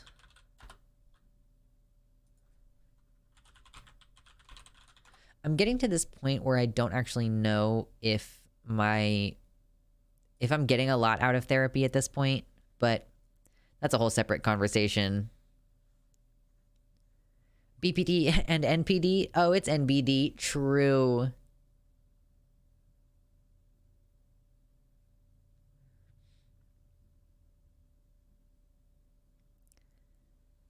Lee Hammond talked about this, helps people with NPD get better at being manipulative. Right, that does, because narcissism has a tendency to result in some emotionally abusive patterns. And people who are emotionally abusive and physically abusive, I guess, people who are abusive are notorious for learning new language and skills to be abusive toward their person. Like when you're talking to someone who is using a shitty tone, they might have some legitimate grievance or whatever, but they're using such a shitty tone with you that you're having a really hard time accepting that they have a problem that they need solved with you. It's turning into a personal attack, right? And you're like, I would really love to solve this problem, but you are escalating this and turning this into a fight when it could be a problem solving exercise. And then they accuse you of tone policing and oh, you're just distracting from the issue and tone policing. And I'm like, I want to shake you like a rat, because that's not what the fuck tone policing means. It's that's an instance in which someone is misunderstanding and misusing political language to describe trying to bring the tone down to a level where we can be constructive in the discussion. That's just one example of using social justice language or using therapy language to actually continue to abuse the person that you're talking to, to continue being manipulative. So then there's abuser aware therapy, but I think that is a very understudied area. Probably should go get dinner now. Back later, hopefully. Enjoy your dinner. I hope that you enjoy the food. I'm gonna I think I'm gonna actually cook myself something after stream. I should maybe think about getting some food out of the freezer.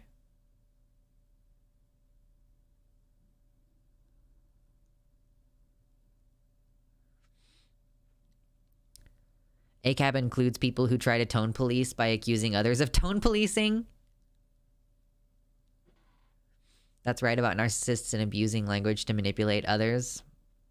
Right. I don't ever want to think like, oh, people are irredeemable or anything, but there are certain types of problems that are particularly difficult to overcome because of the inherent nature of the problem. Like, again, like narcissists, ultimately, I feel sorry for them rather than feeling like, oh, they're an abuser or whatever. Like, even if they're conducting themselves in a way that is emotionally abusive or whatever, like I kind of feel bad for them because they're trapped. Like they're like really unlikely to ever get out of their they're spiraling, like the cycle of shame that they're trapped in, where they behave shamefully constantly, but because they are so ashamed of themselves, they can't face their behavior, acknowledge that it's bad, and they just keep doing shameful, hurtful things. And it's because they hate themselves. Like, ultimately, that's like the fundamental problem that a narcissist has, is that they fucking hate themselves and they can't like exist without assistance propping up their, like, they only feel good about themselves by like using other people's like superficial praise about little random bullshit, you know? It's like, once you understand it, I find it like a lot more difficult. NPD is usually a result of trauma and incurable. No, it's not incurable, Icalo. Like, because NPD is also a behavioral disorder, if you go through therapy and you are not engaging in those behaviors anymore, then you can get to a point where diagnostically you don't count as having it anymore.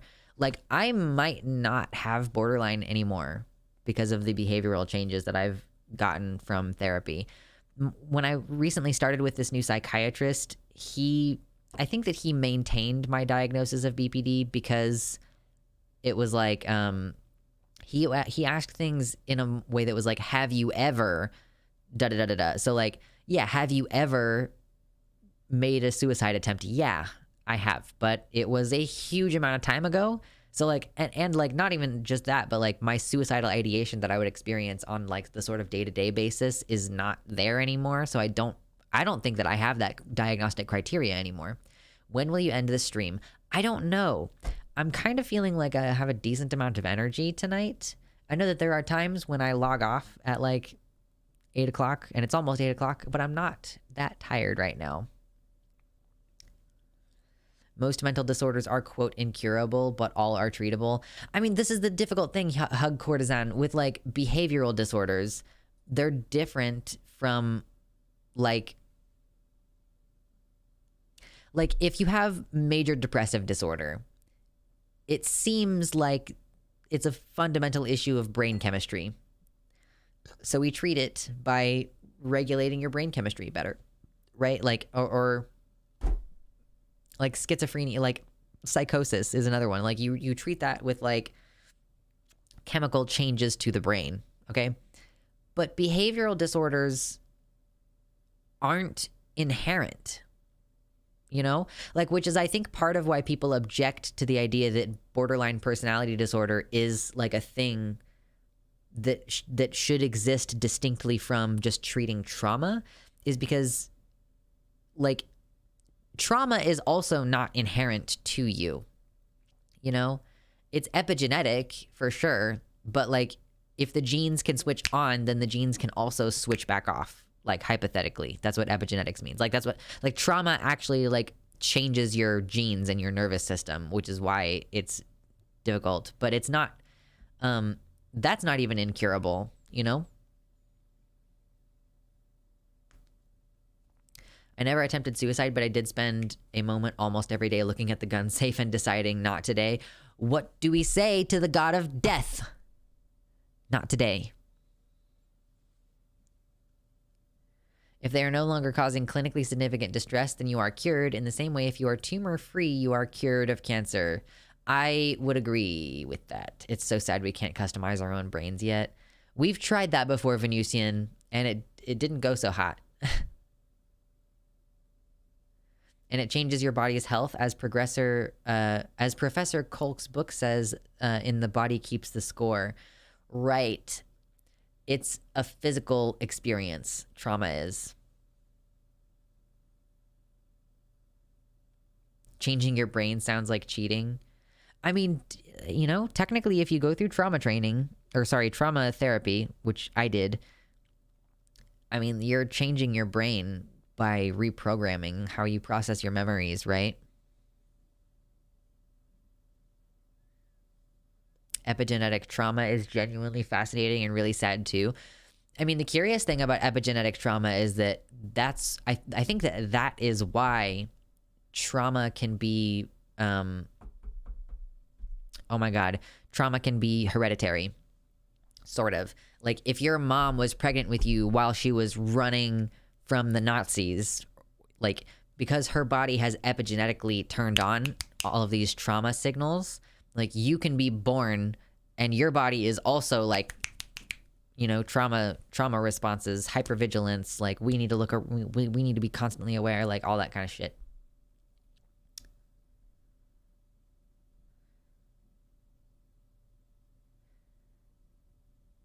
That's what CBT... Wait, does it? Wait. What are you asking, Jimmy Nails? When you say does it, though, that's what CBT is? I don't like CBT. That's just me personally. Hello, Toenails on Toast. That's a horrible username, but hello. That's actually pretty cool how the brain can be reprogrammed. Right. It can be difficult for sure, but you can literally just like, and that's like EMDR is also really cool in that way. It's EMDR is like eye movement. I can't remember what the DR part stands for. I can never remember what that part stands for. Was the issue the toenails or the toast? The issue is the toenails on toast. Like, that's what the problem is. Did you say CBD or CBT? I said CBT because we're talking about therapy right now. Cognitive behavioral therapy. I don't personally like it very much. EMDR is really helpful. I've been doing it. That's awesome, Jessica. I did prolonged exposure rather than EMDR. That was just what my choice was. Cock and ball torture. True. Cheese It, you are not the first person to ever tell me that I remind them of someone, and it's probably not going to be the last time it happens either. Is generational trauma a genetic thing, or is it learned? Like, if you see your parents showing PTSD symptoms, could you learn them? Well, so what we're seeing, Jaybird Vlogs, is that it seems to be genetic, because the trauma thing is epigenetic, which means, like, epigenetics means, like, are there genes that can switch on, like, after you've been born, and, like, it's not, like evolution doesn't work based on epigenetics. Like, you don't have, like, the giraffe has to stretch a little bit harder to reach the top of the leaves, and then that epigenetically changes the neck length, and then they have a baby, and then the baby has a longer neck because of the epigenetics. We don't see that kind of stuff in evolution, but what we do see is, like I was saying, like, the example of, like, if your mom has trauma, like, she's running away from something scary while she's pregnant with you, her body has switched on genes that can switch on and off. And, like, I think because her body had those switched on, it tells your body, because you come from her, to also switch those on. Like, whatever signal gets sent to turn on those epigenetic markers also switches them on inside you. Evolution doesn't work. True.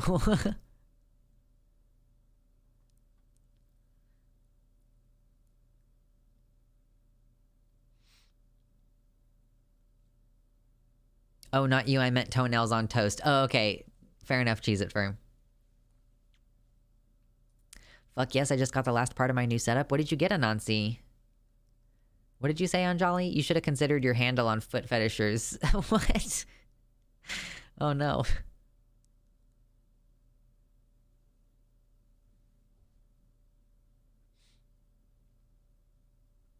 I watched Healthy Gamer's lecture, and basically I've been doing what not to when setting and keeping personal boundaries when you're raised not knowing how to set them.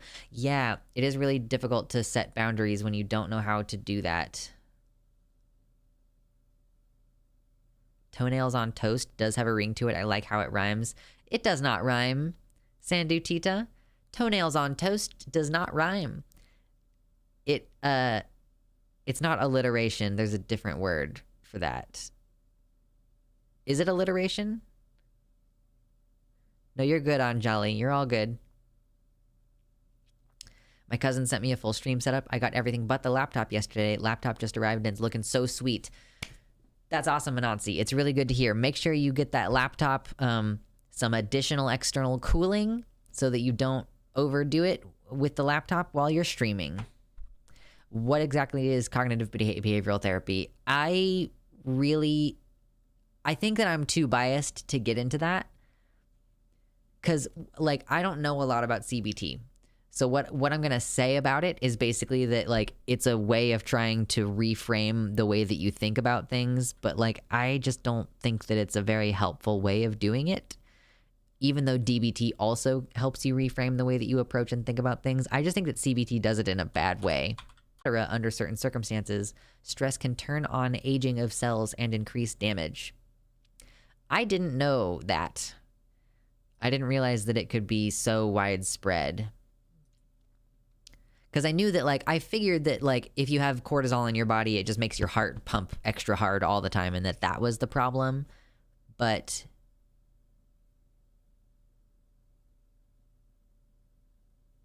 oh, I see, Sandy Tita. Sorry, I didn't realize that you were English second language.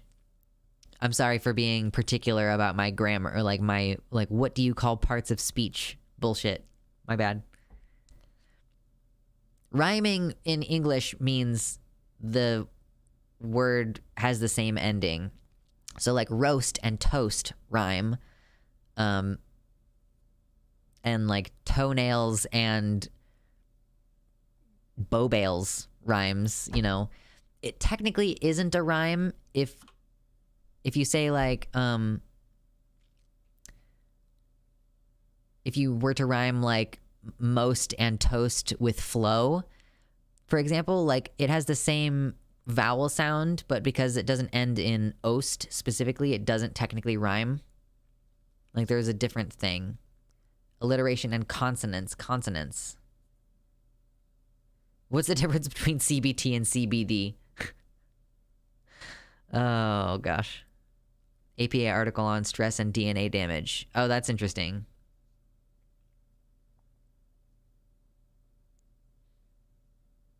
Yeah, sorry for being a huge bitch for no reason, Sandutita. That was on me. We were looking up what the fuck is cognitive behavioral therapy. I feel like we're having a really productive conversation, even though I had zero fucking real plans for what to do on stream today. We could very well talk about some actual news, because I have at least one news item. I just don't really feel like doing it now that we're having this really nice unstructured conversation. It's just harder for me to turn this into a segment for the channel, is the main reason why it's probably not good to do this all the time. So CBT is based on several core principles, including 1, the psychological problems are based in part on faulty or unhelpful ways of thinking. See, this is a bad way to introduce how your therapy works. I don't like this. Psychological problems are based in part on learned patterns of unhelpful behavior. 3, people suffering from psychological problems can learn better ways of coping with them, thereby relieving their symptoms and becoming more effective in their lives. I don't disagree with that. Yeah, so CBT treatment usually involves efforts to change thinking patterns. I just think that this is a horrendously bad way to approach mental health treatment. And like for people with borderline personality disorder, being told this out the gate in this manner is really pretty triggering. This is not good. Time to derail it with some smuggy. We can talk about some smuggy stuff. We for sure can, because I have a smuggy thing to talk about. I mean, like, it's not like I didn't have it planned, but I could talk about a smuggy thing. becoming more effective in their lives gives me gross vibes. Right. So like learning to recognize one's distortions in thinking that are creating problems and then to reevaluate them in light of reality. Like, interestingly, oh God, I need to drink more water. Interestingly, I don't actually think that CBT, like, I think that probably a lot of the individual skills that you get from CBT are, I just realized the camera flipped left and right when you went inset screen. Is that still working? Like, does that still look the way that I want it to? Yeah, that's still how I want it to look. Yes, it does flip. DBT kind of also helps you approach the ways in which your thinking patterns are not conducive, right? But it's like very, it's just like a totally different. Dialectical behavioral therapy, which is the treatment that developed specifically to treat borderline personality disorder, is meant to be done in a very specific, like, way. You're supposed to introduce it and do this section and then this section and then this section. But CBT is a little bit less structured. And so I think that, like, if you start off by going like, well, the way that you think about this is wrong, that is really just the wrong way to do it. Demon Mama is open about her borderline and she is trustworthy. I like Demon Mama a lot. I forgot that she has BPD, but she totally does. We've talked about it, I think. Or maybe we haven't talked about it very much. She and I personally together. But yeah, so with dialectical behavioral therapy, instead of coming into the therapy and being like, the way that you think is wrong, you start off by like, first you learn like some skills to regulate your emotions.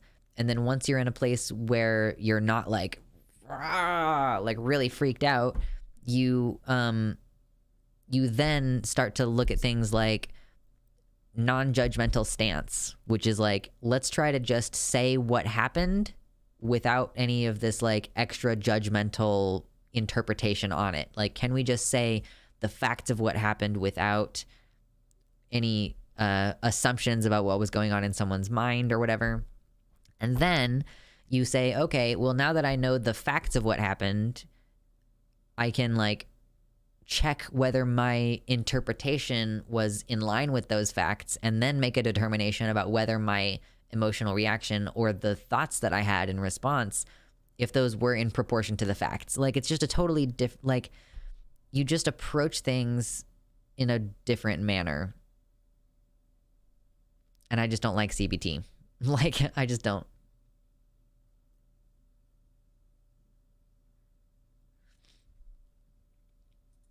Sophie from Mars made a video a year plus ago about their BPD. Yeah, I liked that video. Oh, good night, PG Scorpio. Thank you so much for hanging out. I liked that video as well. Unfortunately, I have lost some respect for Sophie since then, but I found their video quite helpful. Consonants is repeated similar sounds, mainly consonant sounds. Yes, that's true. Okay, so I'm going to keep streaming for a little bit, but I'm going to get new water and I'm going to use the restroom. So I highly recommend that you take a restroom break and a drink break and maybe get yourself a snacky, and I will see you in another couple of minutes, okay? Also, someone said earlier that I was wearing an Unis Honest hoodie. You are correct. I'm wearing an Unis Honest hoodie. Okay, back soon.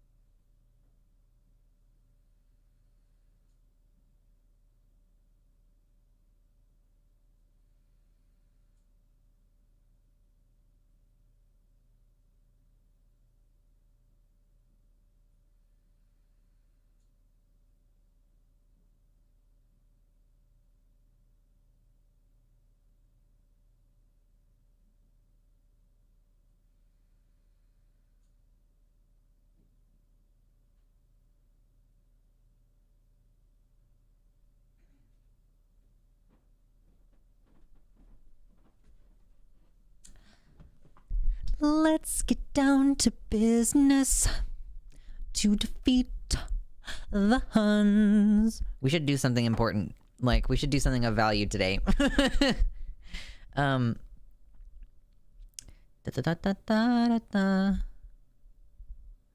What's up, Alma? Welcome in. Yeah, we're just chatting for now. I was thinking maybe we should actually, like, do at least one segment tonight. Not sure. What did Sophie do? Sophie jumped on... Oh god, we're gonna dig up drama. Sophie jumped on the accusations against Xander Hall, who at the time was 19 or 20 years old, having a, quote, sex cult because of... There was a not safe for work Discord where there were some people sharing nudes and stuff, and, like, this person accused Zan of promising her a place to live. And, like, to be clear, Xander Hall lived with his abusive parents at the time that this was all happening. Like, so the accusation that Zan was promising her a place to live was just fucking stupid. But, like, a bunch of people were like, he's got a sex cult, he's abused this person, and it just doesn't strike me as okay to accuse a 19, 20-year-old who's currently living in an abusive environment, trying to have just, like, some casual friends who share nudes or whatever on a server, like, and jokingly calling it a harem. Like, I just think it's fucked up, and I think that all of the people who accused him of that are old enough to know better, you know? Yeah, I stream through my own website. What's up, some donkus? Yeah, I should probably mention it during streams more often. Come to luxander.net to see the live stream. Oh my god, luxander.net/live. So, yeah, I'm rolling with the big boys. I'm like, Vash, I got my own website. What are you gonna do about it? Conyer permabanned me from their website? Oh no. Oh, I was inebriated and being suggestive and their arrow ace. You know, that makes sense. I understand. I didn't know that they're arrow ace. But, I mean, I guess, yeah. Like, they post thigh and stuff in their pictures, but I guess they're just doing it for the aesthetic and not for, like, the sexual titillation. Anyway, Xander Hall could have handled the situation better, but the sex cult accusations were wild. Yeah, I'm sure he could have handled the situation better. He was a 20-year-old living with abusive parents, like, still recovering from having gone down the right-wing rabbit hole, you know? Oh my god, my belly hurts. I only know Xander Hall from Noah Samson stuff. That's funny, because, like, I only know Noah Samson from, like, Vosh and Demon Mama debunking one of his videos. Like, I'm sure that I should probably check him out more and get a more rounded opinion about him, but he seems very unserious as a person. I don't know. Oh, we're drinking water.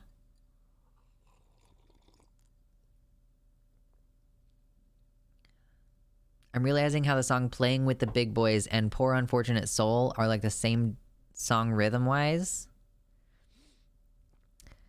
Playing with the Big Boys. What is that from? Like, I can hear the song, but I don't remember what it's from. And then Poor Unfortunate Souls is from The Little Mermaid. Prince of Egypt. Oh! Yeah, I need to watch that movie again sometime, because it's so fucking good, y'all. I'm an atheist, and I love The Prince of Egypt. Like, it's so good. Left tube drama, shake my head. I know, I shouldn't participate in this. I have opinions, right?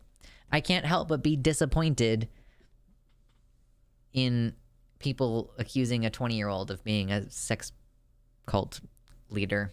It bothers me. I think Noah Samsung makes some good points about debate streamers. I'm going to assume that that was a mistype, unless you're just being funny and calling him Noah Samsung, because that's pretty funny. Anyway, I did want to get, I guess, a little bit serious. Like, I've been meaning to... I was thinking maybe I should sit down and record a video for the channel for this, but I can do it here on stream and just put it up. Oh my god, excuse me. Okay. I thought I was gonna burp and then it didn't happen. Super cereal, you guys. Oh my god, super cereal. I haven't asked any of you to hit like at any point in the last 2 hours, and yet there are 59 likes on the stream. Thank you. I'm doing a bad job of doing my, like, I should be asking for likes even though we're not talking about anything structured, but whatever. It's cool when our chill streams that I'm not really having a specific plan for end up getting like 50 viewers and 60 likes. Like, it feels good that I'm not really having to beg for it, you know? Speaking of that, okay. Whether you're here during the live stream now or watching this video later, as I'm going to hopefully get this put on the stream or on the channel relatively soon, I have been doing this stream stuff for almost a year. We're entering 2023. I was working as an electrician at the beginning of last year, and then in February I lost my job, and I just kind of decided to start doing this because I've been making content for like 7-8 years or so, however long it's been. I started testosterone in 2015, and that's when I started posting regularly on the channel, like transition timeline stuff. If you've been a fan that long, whoo boy. I'm sure you've seen lots of things that I would now consider quite embarrassing. But yeah, so I've been making content for a long time, but I had never considered this like something that I could actually do for my job.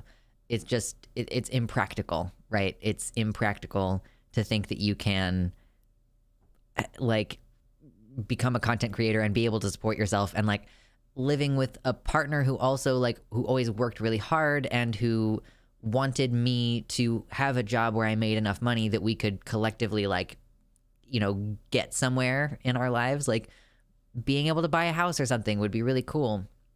And it always kind of felt like if I were to pursue content creation, then I would just kind of be permanently boxed out from being able to make a decent living.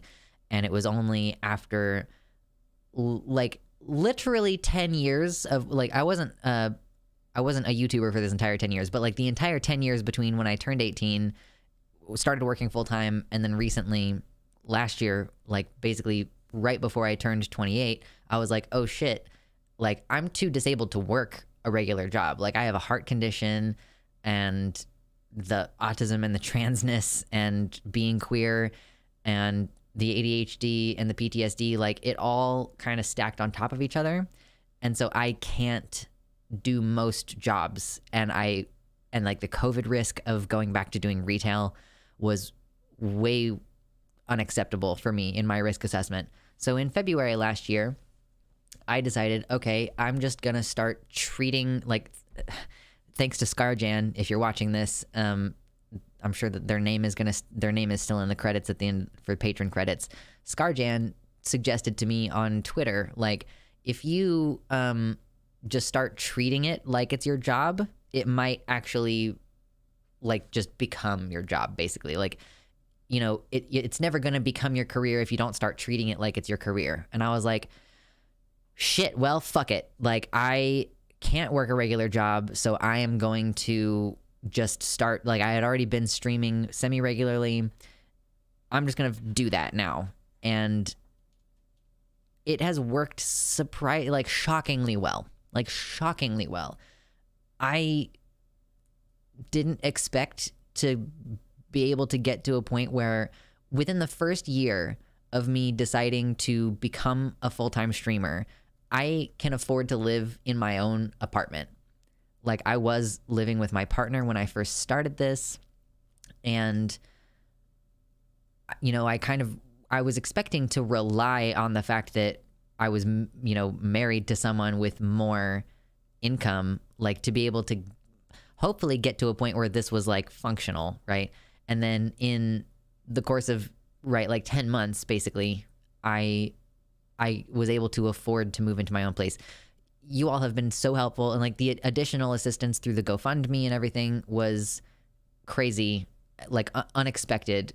I don't know, like it's only unexpected because I think like, oh, why would anyone want to help or support? Or like you get that idea, that feeling of like, oh, you're living off of handouts, and oh, you can't do anything without having to beg people for help. And like, yeah, it sucks to have to ask for help, but also people are willing to help, right? And that has been immensely meaningful to me. I'm not always great at performing gratitude, but I am really grateful. I try to indicate as much as I can how incredible of an opportunity this has been, how much I enjoy hanging out with you all. Like streams, sometimes I'll be in a really shitty mood, and as we approach stream time and I'm getting the music started for the beginning of stream and stuff, I'm like, yeah, like this is gonna be good. Like this is like unilaterally a positive experience for me, even notwithstanding the fact that I talk about a lot of negative news a lot of the time. So I wanted to just take the time to acknowledge that it has been almost a year since I started doing this full time. Maybe we'll have some kind of proper celebration in February, like really celebrate the 1 year mark. Like that is going to mean more to me than, like, the channel did just hit 30,000 subscribers for the third time. Hopefully we'll hold on to it this time. I think it's going to be fine. But that's a big deal to me. We're going to get to that 1 year mark, and I could not have done this without you here. Like, whether you donate, whether you hang out, whether you're hitting the like button, you know, if you're sharing the content, like whatever it is that you're doing, it's all making this channel like a positive space for us all to be. And that's like a reciprocal relationship where I hope that I'm providing something positive for you because you're providing something positive for me. And then the more positively you are about me being here, the more that makes me feel like, oh, this is cool and good, and I'm going to feed even more of my energy into it. So I'm really looking forward to 2023. I don't have any specific goals for the channel because I'm like, okay, well, shit, like I can pay my bills now. As long as things keep trending generally upward, like as long as number go up by some small margin each month, I think that that's going to be a successful 2023, right? We're going to continue having our live streams. We're going to continue talking about politics. We're going to continue talking about bullshit nonsense that doesn't matter. And I hope that it's going to be a fun year. Like I really think that we're going to be able to create some positivity. And I'm going to try to get my computer set up so that we can resume doing games. I haven't done games on the channel in a really long time. So those are some things to look forward to as we get started on this new year and everything. So again, thank you all for hanging out and being here.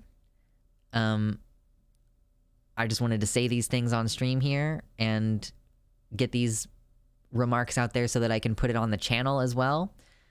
Because even if you're not here for the live streams in the future, hi, that's still really positive, and it benefits me positively to see you all commenting on the videos and being like, hey, this is like, oh, I relate to this one, or haha, this one's funny. Like, all of it matters. So I'm gonna stop talking about this now. Getting all mushy in here. Yeah, like we're getting mushy in here. Asking for donations, begging and undesirable, exploiting others' label, entrepreneur, girl boss, alpha male, cool and good. True.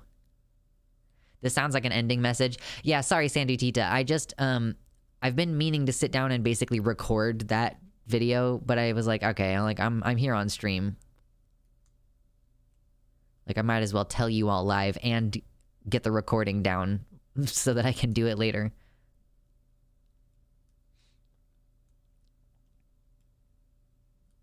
Get it to 69, you bunch of degenerates. Well, we got the likes to 69, Jaybird Vlogs. I do like the videos when I miss the live show. I appreciate it. I'm still trying to figure out that, like, I have the VOD channel, and I'm really, frankly, very, very bad at uploading to the VOD channel. And it's like, should I just leave the VODs on the main channel? I don't know. It would be a lot less inconvenient that way. What kind of games have you played on stream?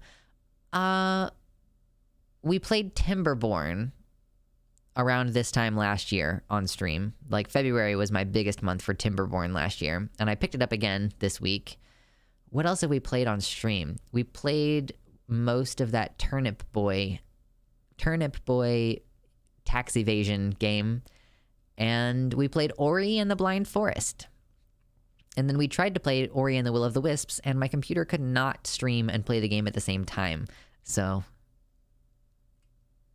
is Girl Boss the female equivalent of Sigma male? I thought Girl Boss was the equivalent of Alpha male. Yeah, I'm not like a huge gaming while streaming person. It may end up being that if we do gaming streams, it might be like I might start a fucking subscription to World of Warcraft again, because I can't think of anything else that I could play in the background and still be able to talk. Here's the thing. If you don't already have ADHD, if you ever try streaming, I watched this other YouTuber talking about this. He was like, having a live stream is like doing an ADHD simulator, because there's so many things you have to pay attention to. And I think that's super true. And it's one of those things like, okay, I'm already multitasking quite a lot right now. I am keeping, I'm like keeping track of the stream health. Like part of my brain is always paying attention to whether or not the stream is even online. And I'm reading your comments on 2 separate chats. And I'm trying to talk and think about what I'm supposed to say next. And make sure I'm drinking enough water and like, so if you add onto that playing a video game, and I've done it before. I actually have an old gaming channel called Lux Play. I think that the videos are still public over there. And like even then, like I was only recording those videos. That's not the same as having chat open. Like if you're streaming, you have chat you're paying attention to. You're trying to talk. You're trying to play a game and like be entertaining and like interesting and stay on target. Like, so if I have ADHD and I already forget what I'm in the middle of saying while I'm just sitting here talking, imagine if I'm playing a video game. I feel like I've seen so many other streamers do the separate channel for VODs. I wonder if the algorithm is not a fan or if it's just for ease of people who get all the notifications. The reason why I set mine up separately was because of the algorithm. Like, it's better if you have the long videos on a separate channel. But that was also before YouTube recently updated the channel. What's up, Halfling Rogue? Also, good night, Anjali. Now there's separate tabs there's a video tab and there's a shorts tab and there's a live tab.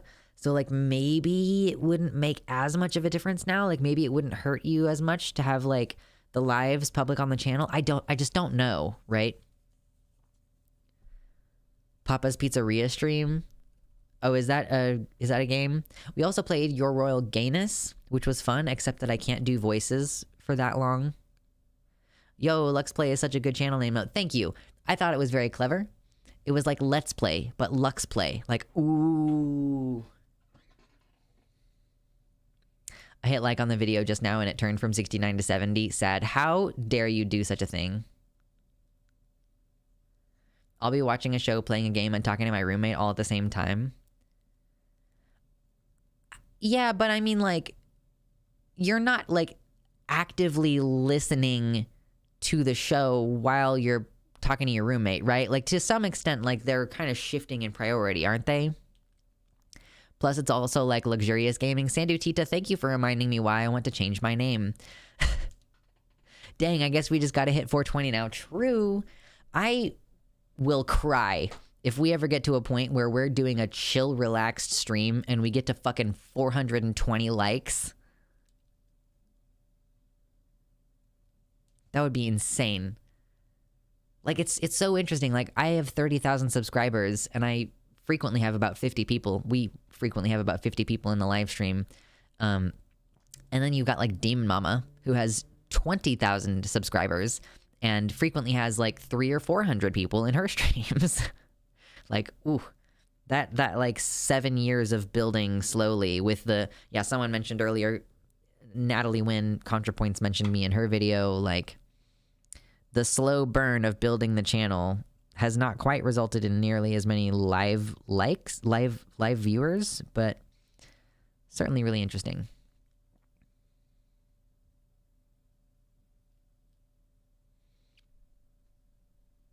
Quantum Cactus, I see you're playing a game with me. I see you're playing games with me. And yes, because they're both right there. Like, here's website chat, and here's YouTube chat. They're even on the same monitor.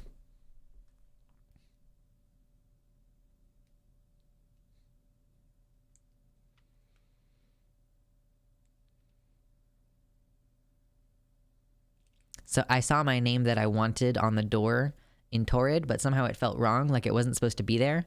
Maybe it's okay to like the name I was given. Some people don't change their names. Like Dylan Mulvaney. I don't think Dylan Mulvaney changed her name. Like, she's she did you all see that Dylan Mulvaney had facial feminization surgery?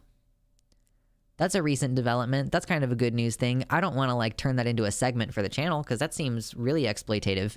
But Dylan Mulvaney has been seeking her gender affirmation transition stuff, and she just had FFS, which is cool. I'm really excited to see what she looks like. I don't think I watch any other streamers, actually. I'm the one and only. Obviously, she looks kind of fucked up right now because, you know, she had her face removed. At least I got the impression. Her eyes didn't bruise nearly as much as some other people's that I've seen. Or maybe I'm misremembering. You're in my top 10 streamers.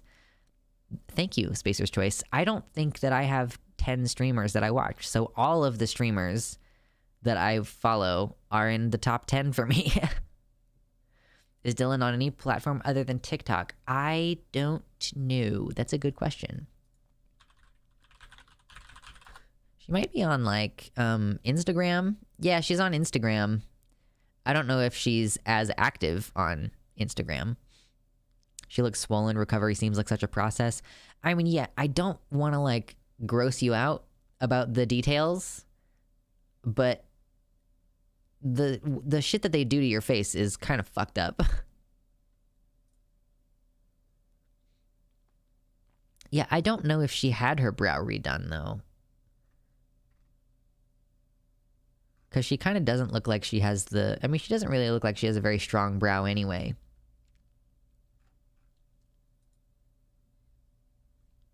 But here's what she's healing. She's in a pool of some kind.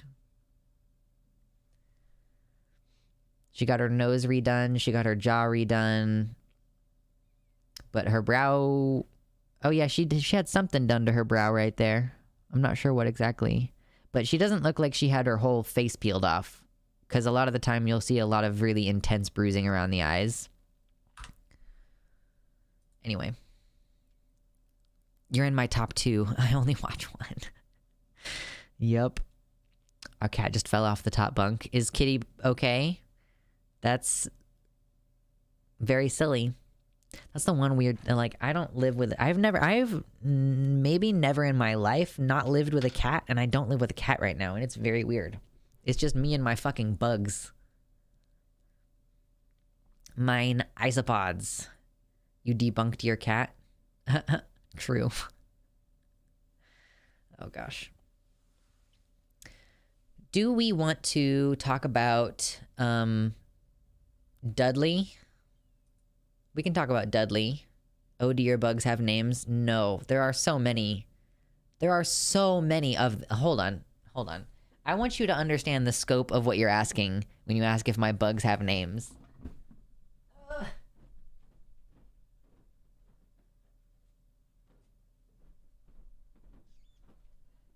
Okay, so you asking if my bugs have names? He's limping? Oh, poor kitty. I want to ask a certain non-binary person at work if they are inspired by you because I swear that they have the same hairstyle but just shorter. It's like a non-binary hairstyle, right? If you just keep the sides and everything short and then you keep the bits long. Okay, so I want you to understand what you're asking me for. When you want to know if my bugs have names, hold on, I gotta pull up Streamlabs so I can fucking see what I'm showing you. Okay.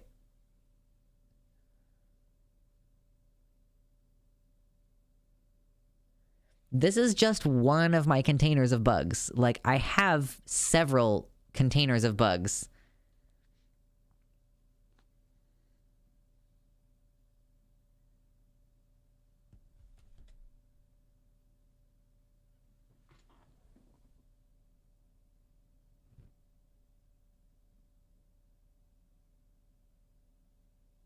You gonna crawl right off my finger like a dumbass?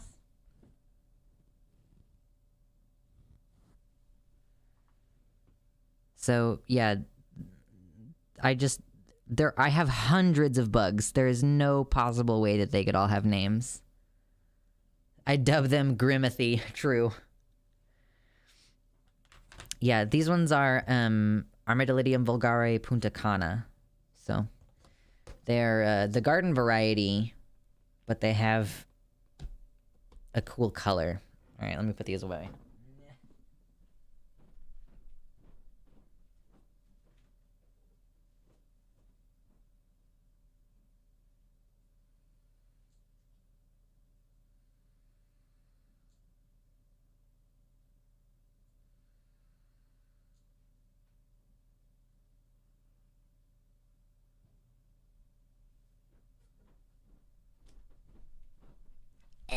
Bugs.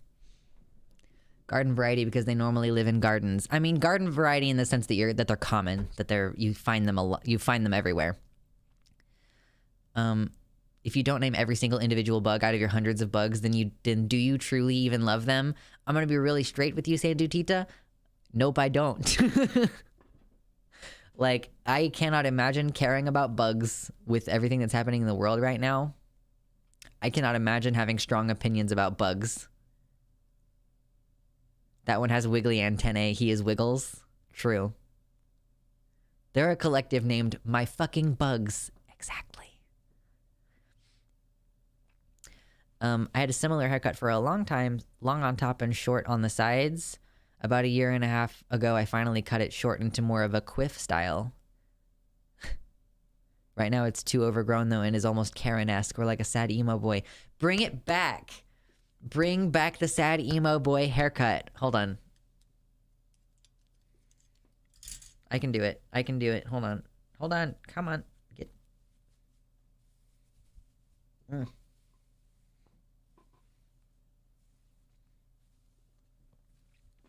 on. Here we go. Hold on. Come on. God, Mom. You just don't understand. No one gets me. Ugh. Hold on. Hold on. No one understands my darkness. God. We went a little bit Napoleon Dynamite there. I can't comprehend your hairstyle. One moment it's long and the next it's short. Like, where does it go? I know. It's because, like, my hair is not that thick. Like, that's where it goes. That's where it goes. Is like it goes into a skinny thing. Oh my god, true. Now sing Secondhand Serenade. I don't know Secondhand Serenade, thank God. No, but like I can do, I'm an emo kid, nonconforming as could be. You'd be nonconforming too if you look just like me. Like so there are some like transphobic things in that song though. And other fucked up things in that song, so I won't go through the whole thing. So you just lord over your bugs like an uncaring despot? Right, an uncaring despot who provides them with everything they need for absolutely no benefit. Oh my god, true, Spacer's Choice. Where are you? And I'm so sorry. I want to cut that down. I don't want to, that's really loud. Be polite to my neighbors and not be that loud. But I can just go ahead and do Blink 182. I actually think if I tried to sing the higher part of that song, I would not be able to. Like, don't wait. I can't do it without going falsetto.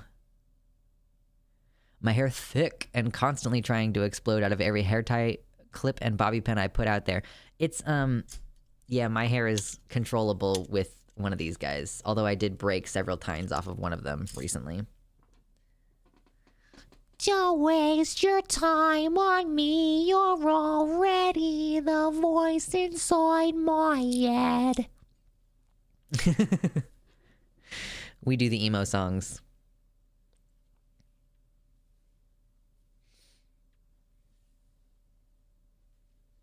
It is so iconic. Okay, I'm putting my hair away again because it's a little bit too much sometimes. It's a little bit too much sometimes. Oh, wow. Ouch. Oh. Oh. Do you ever get pimples on your scalp and then you're like, you have a really painful spot on your scalp and you're like, what the fuck is that? And it's just a pimple? Ow. Yeah, the struggle of whether or not to grow out your hair is always difficult. The cool thing was, like, I started off growing my hair out and I already had this haircut. It was just short. And so, like, because of how high it is, it fits into a ponytail much sooner. So this is a little bit easier to grow your hair out in this style. Yes, I pick them. It's a whole problem. I know. I'm trying to train myself not to pick at my face anymore.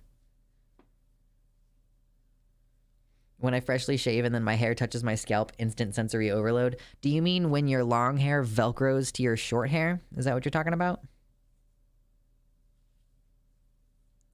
When I was a young boy, I was a young boy, and I was a young boy.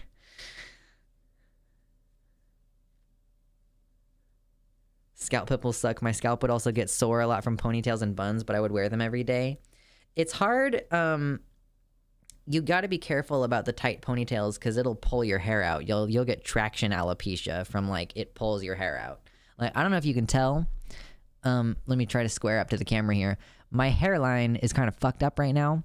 It's like bald over here a little bit because I keep, like, I run my fingers through my hair like this a lot and it pulls my hair out here. So I need to stop doing that so that I can have my hairline be normal.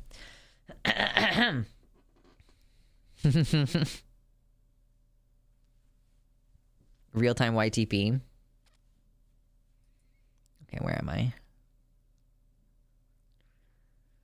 Yeah, the scalp pimples are, like, insanely painful, though, aren't they? It's like, because the skin is so thin or whatever.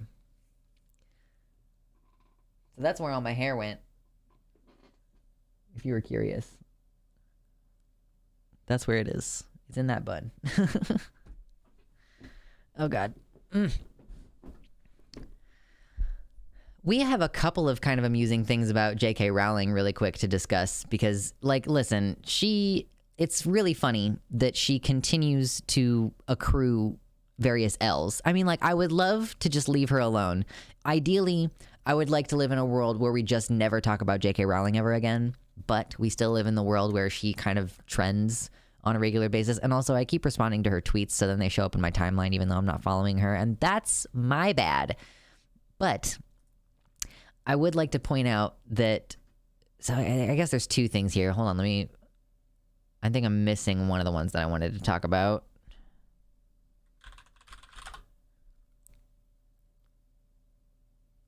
Here we go.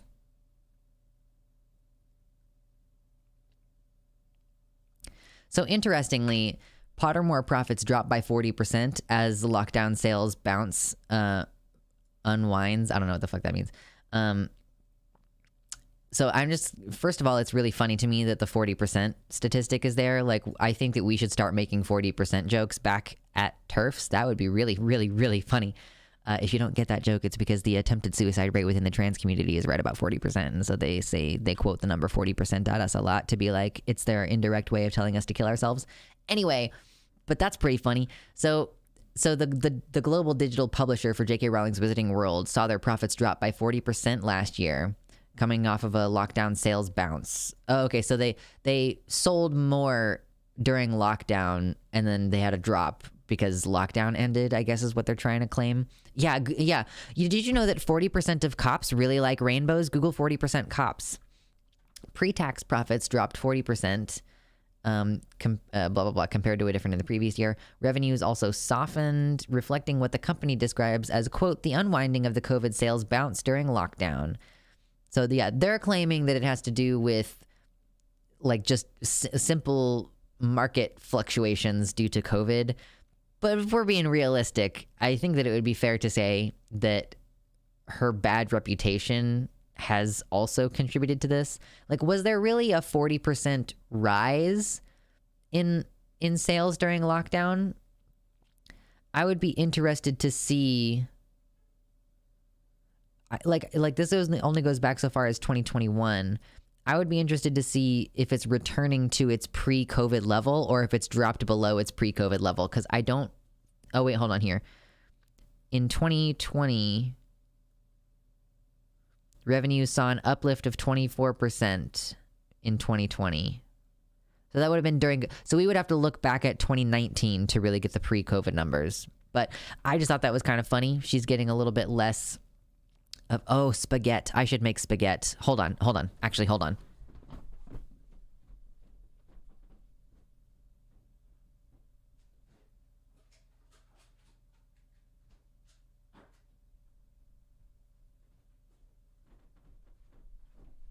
Okay, I'm gonna eat spaghetti later. I needed to get the meat out of the freezer.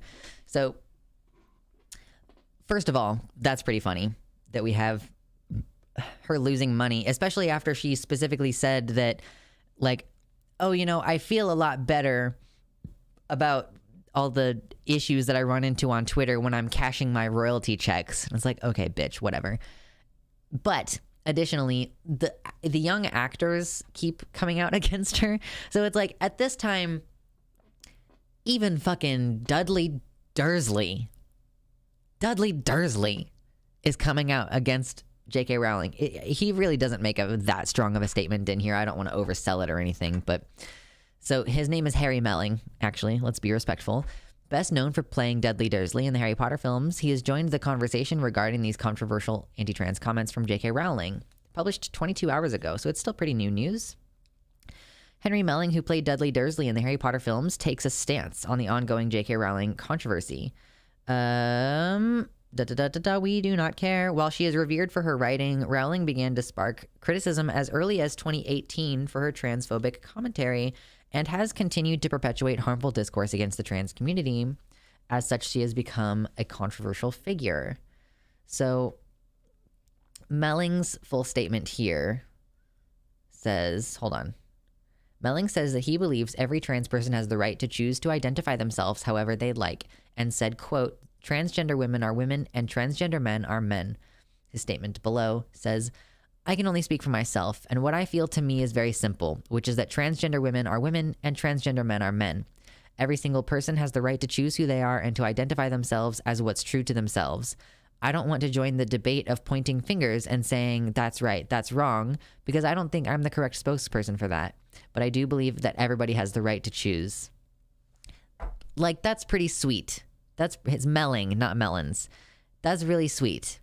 And I appreciate that he has some amount of self-awareness about the fact that he is not the person who should be talking about this. I think that's like one of the most like interesting and like valid and like true interpretations to have. Like when these cis people who criticize J.K. Rowling for her transphobia, when they say like, I don't think I'm the person to talk about this. Like, I don't think that she or I are the right person to be doing this. Like, just acknowledge that you don't know what the hell you're talking about and that's okay. It's okay for you to not know what the hell you're talking about and just take a step back from the issue. Just say, like, I think people have the right to choose. I appreciate that. He doesn't get into the nitty gritty about, oh, do I believe in non-binary people, or, oh, should kids transition? I think it's okay to just have the position of like, it's the libertarian position effectively of like, just do what you're going to do and it's fine. Other Harry Potter's actors on J.K. Rowling. Yeah, we've talked about the other statements as well from Daniel Radcliffe, from Emma Watson, and did Rupert Grint ever speak in support of trans people? I think that he did. So like, just the older cast members have been supporting her. like, oh, the response to J.K. Rowling's comments have been horrendous, according to Helena Bonham Carter, that J.K. Rowling is, quote, allowed her opinion. And then Ralph Fiennes, who played Voldemort, made a similar comment in October, saying that the abuse she has been receiving is, quote, disgusting and appalling. And what I have to say to that is that two things can be true at the same time.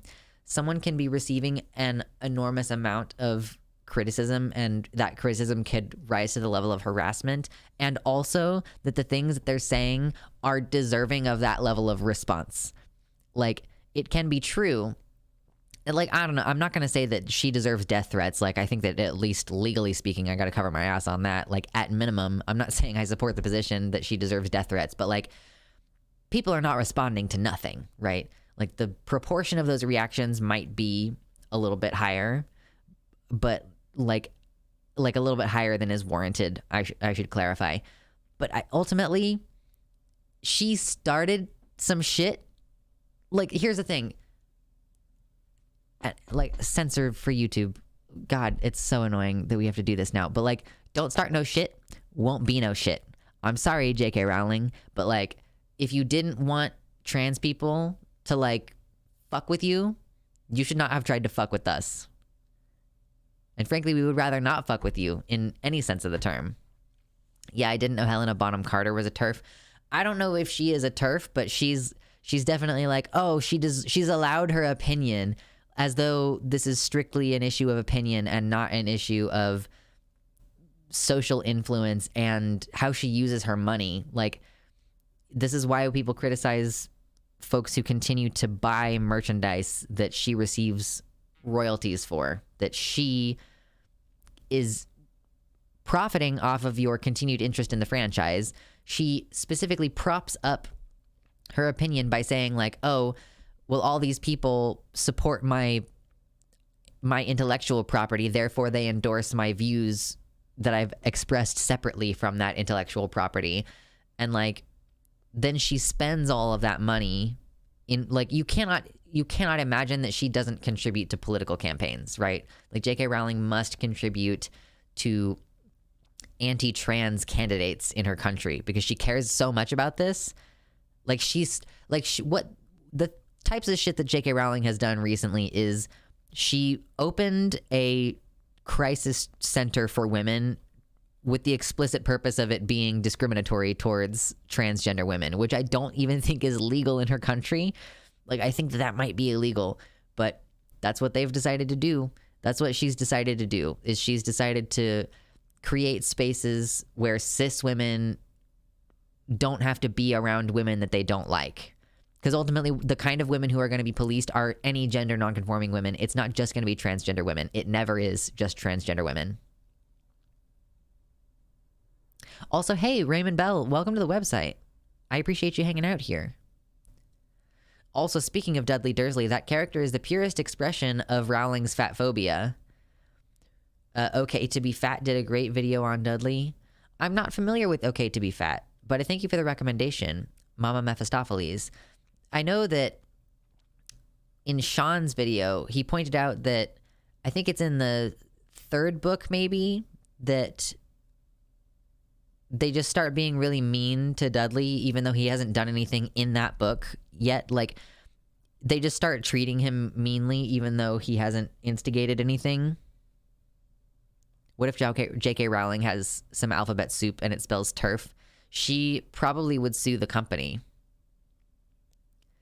Joanne is literally friends with major TERF figureheads. No chance she hasn't supported them financially as well as with her platform. Yeah, like, that's the way that these people make money at this point. Like, I honestly think that there are just several right-wing, very wealthy donors who contribute to, like, I mean, for example, these detransitioners, these political detransitioners all over the United States, they're being funded by someone. Someone is paying for all of their flights around the country.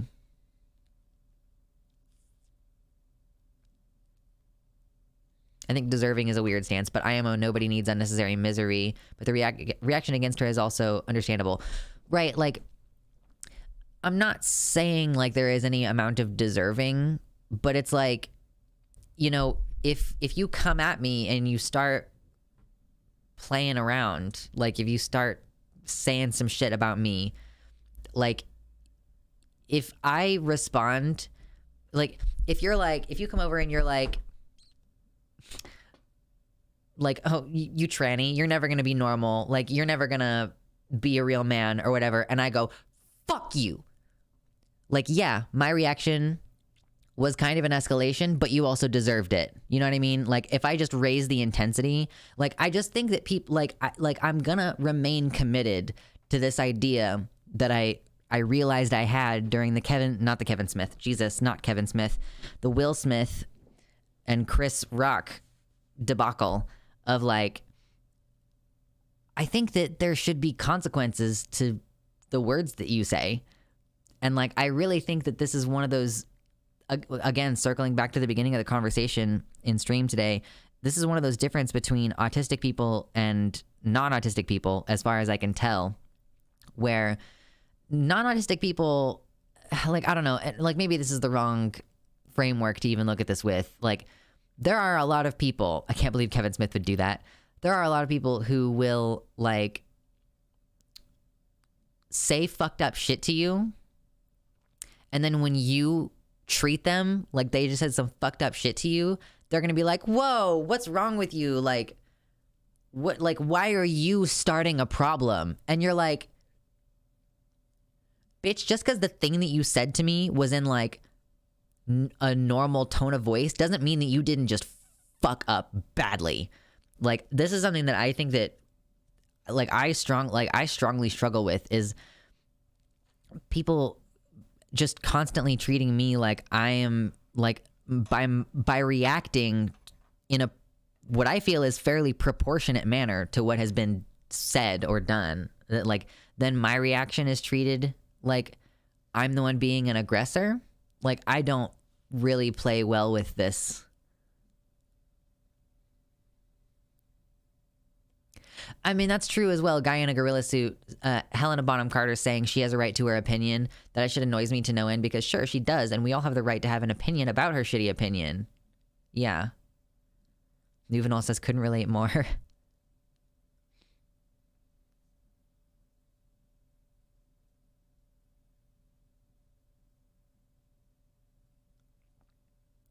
Yeah, Venusian says that saying someone has the right to say something is extremely suspicious unless their right to speech is actually at stake, which it almost never is.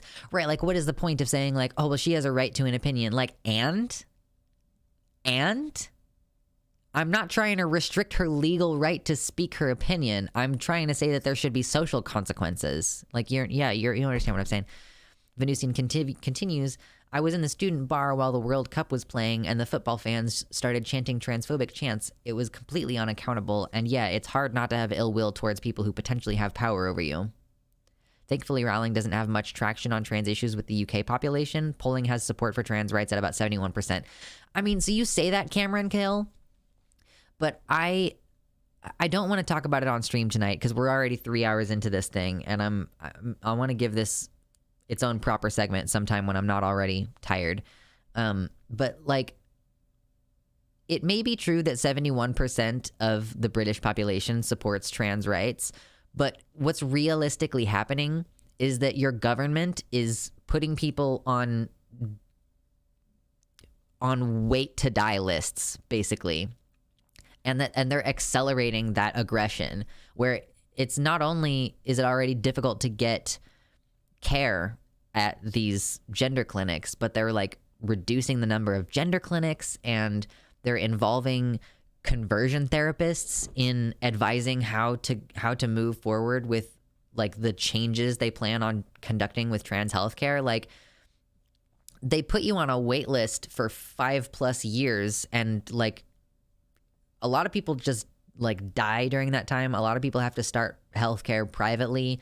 You know, whether or not the populace supports trans people there, the politicians don't. And Rowling, like, has more influence with politicians than she does with regular people, because politicians only speak one language.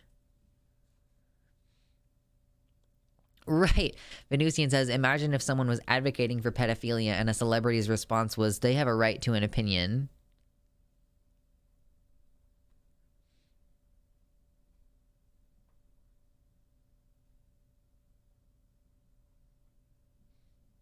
90% of Brits are opinion columnists, all of which are TERFs, and they aren't legally considered people, so the statistics are skewed.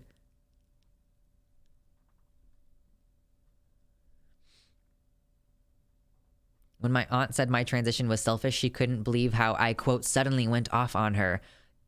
Thank you. I have lots of non-YouTube safe words for J.K. Rowling. True. I really wonder how things are handled with, like, let's say a word like the C word. Like, see you next Tuesday. In America, that's a really bad word. Like, that's like slur. That's considered a really bad word. But it's considered a really normal word in the United Kingdom. I mean, it's not a word that you would want to put on television there. I don't think that they put that word on television. But it's, you know what I'm trying to say? TBH saying that 71% of people support trans rights is kind of sus, TBH, because trans rights cover so many things. Do 71% of people support puberty blockers for 11-year-olds? I have had that thought as well. Like, you know, saying the 71% of people support trans rights, yeah, does it mean that you support all of these things? Like, does it mean that you support non-binary people? It could mean that you don't support non-binary people. Like, you could say you support trans rights, and also be opposed to several things that we consider kind of critically important.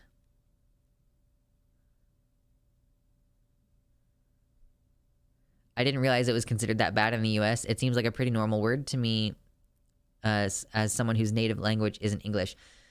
I mean, it depends on what kind of English you listen to. Because, yeah, it's normal in UK English, like Scottish English, Australian. Yeah, like the word cunt is it's used very loosely. So, but in the United States, it's like, it's a big no-no word. It's kind of like calling someone a bitch, but like with a lot more hate and vitriol behind it. Yeah, as opposed to in Australia or whatever, it's like, oi cunt, like oi. Mad cunt could be a compliment for trans men. True. Oi, he's a mad cunt. But no, it's a big bad word in the United States. And like, something that I've also noticed is that we kind of seem to be deliberately moving in a direction where we're like, it's a bad word, and we're going to make sure it stays a bad word. Whereas I kind of feel like you should just normalize curse words. And like, that's kind of part of why I have the opinions that I do about slurs and using self-referential slurs and stuff. It's like, I used to be so spooked to hear the word retarded out loud. Like, oh my God. Like, first of all, I was using it really casually when I was younger. And then I got to a point where I would be like shocked when I heard the word. And it's like, that's very, very stupid. I don't want to be shocked when I hear a word. Like, yeah, like I want to be like shocked when I hear a white person say the N-word, but I'm never not going to be shocked to hear a white person say the N-word. But like, I can be around people saying the N-word and it doesn't shock me.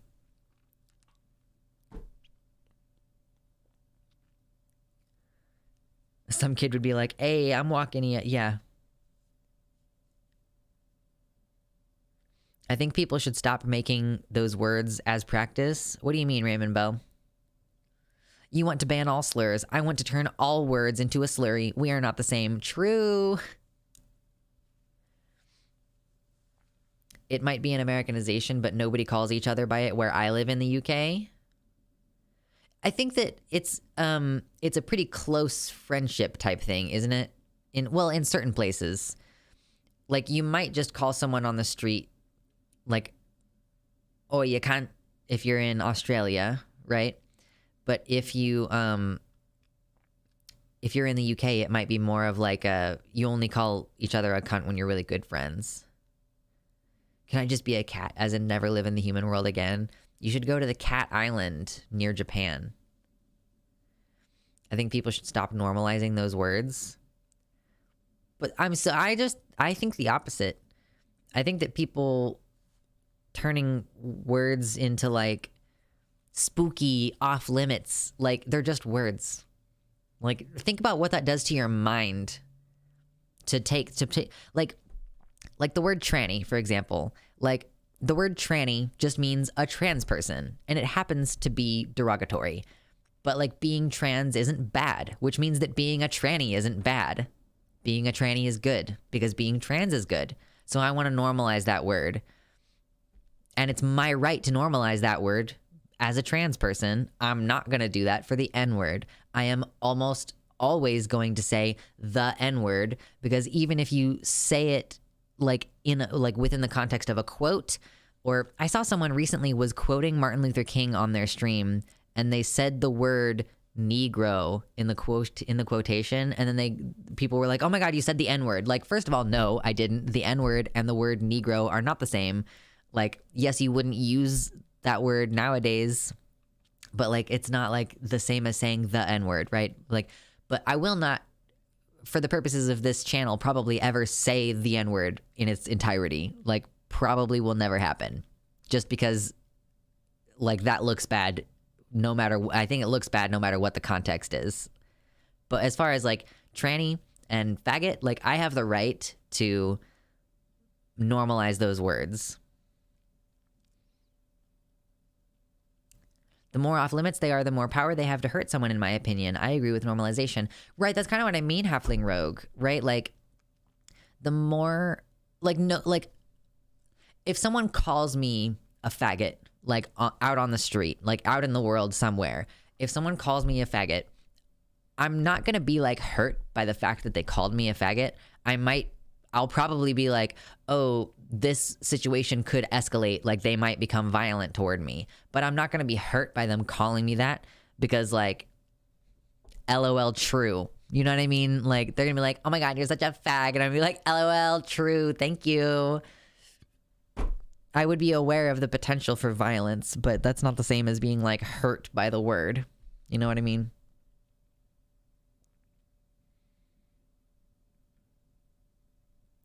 Yeah, and there are the intentions that can change things. Like, people who use the words with ill intent and people trying to normalize them, not the same. Right, and like the word queer, for example. Like, me calling myself queer is fine, and calling it queer studies in college is fine. But when a pastor in the pulpit says, those queers, and they're da-da-da, like, sir, I don't think you should be using that word that way. Like, or like the word, like, for example, like the word Jew, like that's an It's Always Sunny bit, isn't it? There was like a whole It's Always Sunny bit about, I was like, oh, you shouldn't say Jew in that context. Like, you should say Jewish. Like, he's Jewish. Like, yeah, but he is a Jew. Yeah, but you keep saying it like that, you know? Like,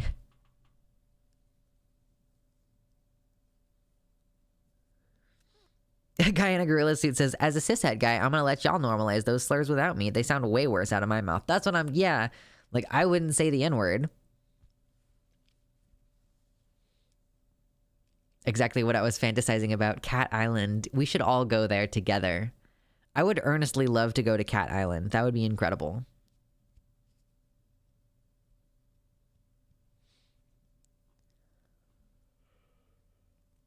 Oh my gosh. Reminds me of that defamation case where some celeb was accused by a tabloid of being trans or whatever, and it failed because the judge was like, it's not bad for someone to be queer. I really don't like it when people are extra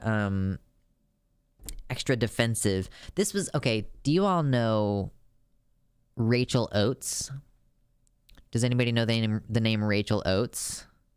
I don't feel comfortable with the F slur or N word, but also the T slur, even if I'm, quote, allowed to say it. I mean, I'm not going to tell you what to do. Like, obviously it's uncomfortable, but like, when you become familiar with it. Oh man, my brain right now. Rachel Oates. Rachel Oates is an atheist YouTuber. At some point she was like friends with Jimmy Snow, I think. And I used to be a fan of Essence of Thought, so I'm somewhat familiar. Oh, rip in peace. Essence of Thought fucking hates me. Oh, Essence of Thought hates me. Like, I think that Rachel Oates has supported some really weird, like, she supported Rose of Dawn, who is just like a super internally hating trans woman. Like, she just really clearly hates herself. And Essence of Thought hates pretty much everyone, I'm sure. I mean, possibly. But Rachel Oates, even before she endorsed Rose of Dawn, I like watched a shit ton of her content over the course of one weekend once, and I was really put off by how frequently she felt the need to address commenters who were saying like, oh, you have giant man hands and stuff like that. She'd be like, if I have like a normal size hands, it's just the camera makes them look bigger. And I'm like, the lady doth protest too much. Like, that's a transphobic level of cope where you're like, I must distance myself from these allegations of transgenderism, you know? Like, it just struck me as off every time. Also, queer is not a word everyone wants applied to them. Yeah, I know. Frankly, I think that the kind of people who object to the word queer are like people who have never experienced any real hardships in their lives. Like, I actually don't think that people who get called queer when they're getting queer bashed, I don't think that those people go on to be traumatized by the word queer. I think they have a tendency to double down and be like, yeah, I am queer, and I lived through your queer bashing, and fuck you, we're queer, we're here, get used to it. You know what I mean? Like, I think that to reject the term queer is to try to say, like, I don't know, like, maybe it's people don't understand what it means. Like, queerness isn't just being LGBT. It is, like, it also has to do with, like, being, like, sort of politically opposed to assimilation. So you can also be LGBT and, in my mind, like, not be following through on the queer, like, the queer would not be definitionally accurate, right? But it is also, like, it's a shorthand to say queer, because whether or not you want to acknowledge that you are fundamentally, like, bucking something in society, like Kat Black, for example, is someone who, like, she is a trans woman, but she's a straight trans woman, and she doesn't identify with the label queer. She doesn't feel like her experience is very queer because she just is assimilated as a woman, and she just is a straight woman, right? But I think that she is still fundamentally queer, whether she accepts the label or not, because, like, she might think, oh, I'm just a normal woman, but she was assigned male, and, like, people, like, whether, like, her life might feel normal, but when the fucking boots start pounding down the sidewalk, if you think that she's not going in the hole, she absolutely is.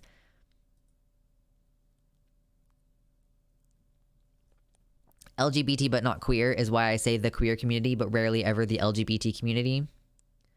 Right, like cis gay men, like cis gay white men who continue to shit on black queer trans women, like those people are not my allies, right? I usually think of the word queer like someone like what's his name? The politician Pete Buttigieg. I don't think he's queer. I think that he desperately wishes that he wasn't gay, which is deeply unqueer.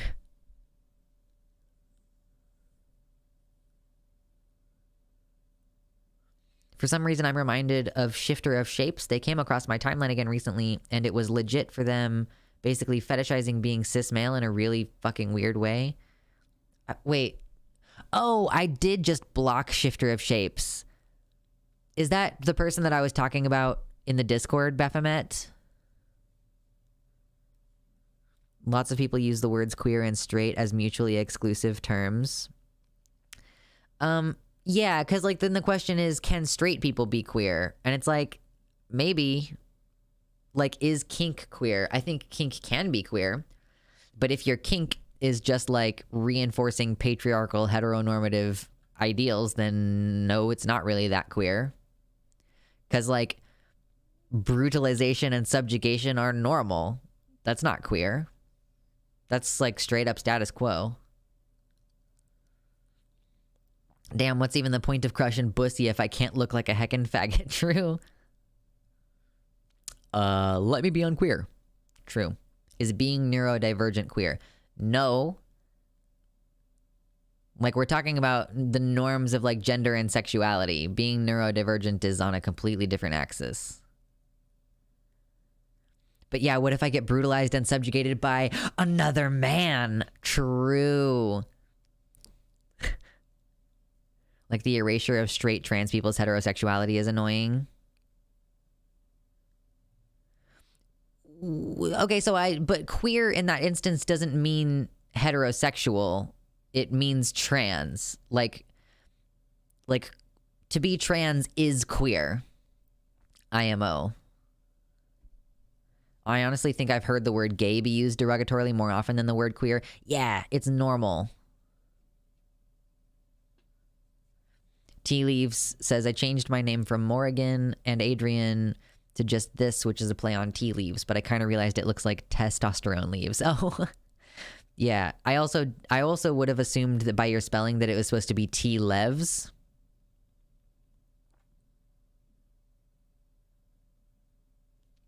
What about those who identify as autoqueer, like those who feel like their autism and their gender identity is indissociable? Yeah, but so neurodivergent doesn't mean autistic. Neurodivergent can also apply to, like, ADHD and other neurotypes. So, I mean, yeah, autistic people who identify as autism gender or whatever, like, that's fine. Those people are non-binary, fundamentally, right? Like, I consider autism gender to just be, like, a subtype of non-binary. Yes, Pete Buttigieg is LGBT, but he has no affectations for affectations of queer culture, and he doesn't participate within the queer community or reject the cishet culture as far as I'm aware. I'm pretty sure that Pete Buttigieg has straight up said in front of his husband that if he could choose to not be gay, he would. Like, that is deeply unqueer. But I do think gay is more common as an insult now. I'll be right back.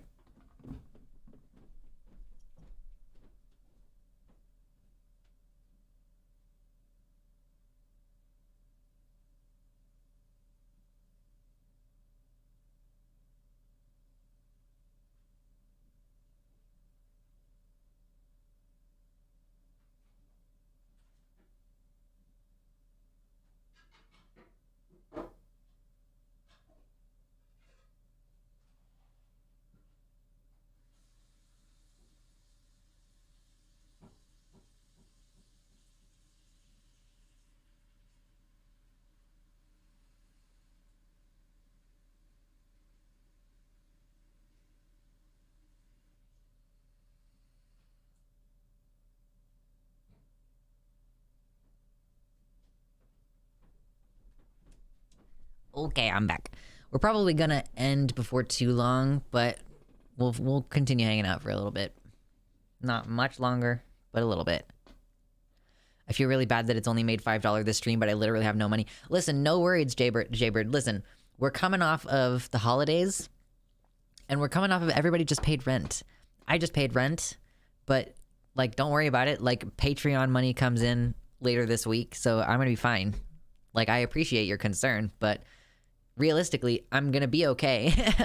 You know, things will pick up later in the month. It's pretty normal that the first week or so of the month is pretty slow as far as live donations. Totally understandable, totally fine. I fully expected to have way less income this winter, because that's normal.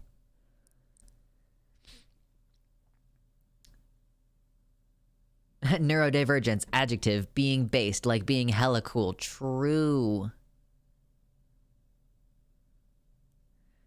It's a fine British gentleman who dives into brains. The neurodivergent. I forgot to pay rent on the 1st, but just did yesterday. I think most places are going to give you at least that, the national holiday also being a Sunday, give you some grace. So what's up, Emily? I have a friend who is ace, but is also deeply Catholic and rejects membership in the LGBT/queer community. Oh my god, I fucking can't deal with Catholics. When the categorizations of straight and queer come up together, people often assume straight means cishet. Yeah, that's true. There is kind of a connotation of straight also meaning cis, but it doesn't. That's one of those things about, like, maybe listen to the words that I said.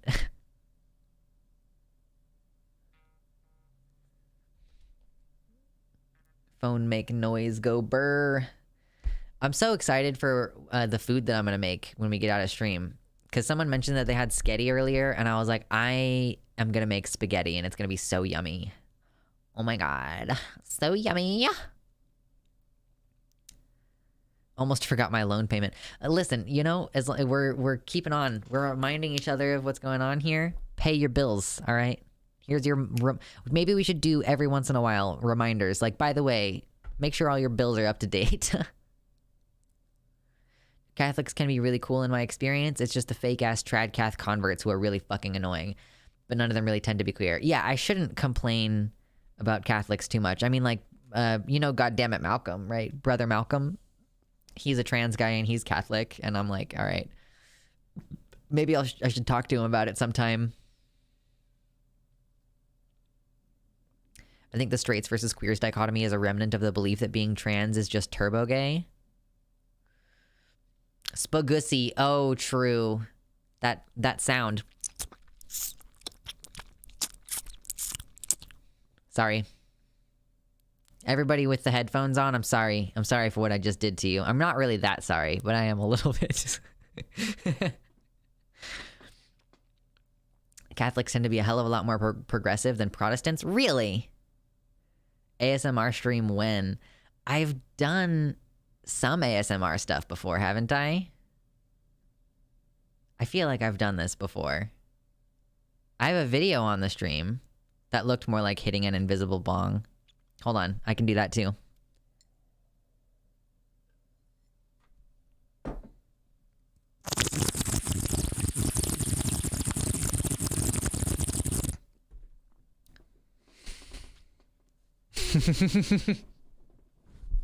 Anyway. True Scum Smasher 9000 is Catholic. See us, way. Good night. Why is that so accurate? Oh, I'm sorry, Baphomet. Hopefully you get to sleep well tonight. Oh, I haven't done the bong sound in a long time. I'm sorry, water pipe sound. Sorry.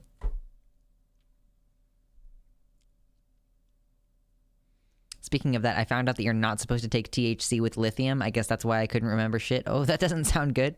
Lithium is big fucking deal. I would suck in that water and choke if I tried that. You gotta be talented. Sounds like a skill issue. You gotta be talented. Is anybody else? Oh, so you know what? I do have one. Oh, you know what? We're gonna do Smuggy Chat.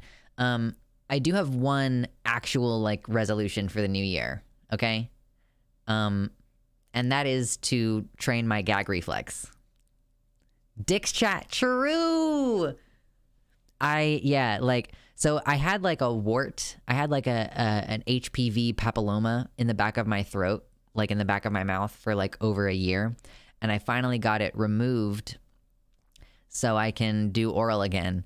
But I hadn't done oral for like a year and a half. So now I need to get some, like, I think I want to get like some popsicle sticks and like use the popsicle sticks for like maybe 5 or 10 minutes a day to like train my gag reflex. That is something that I am actually, that's like a goal for the year.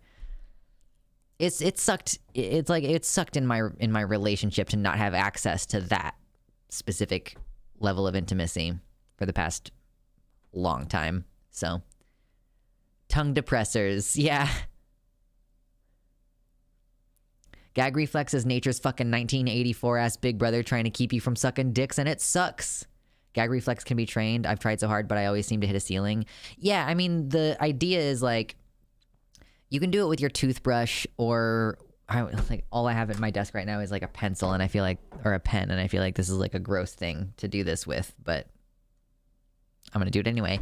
Like, you kind of just like take like the popsicle stick or your toothbrush or whatever, and you just put it like right on the edge of your gag place, and like you basically want to induce yourself to like almost gag, but then like control the reflex.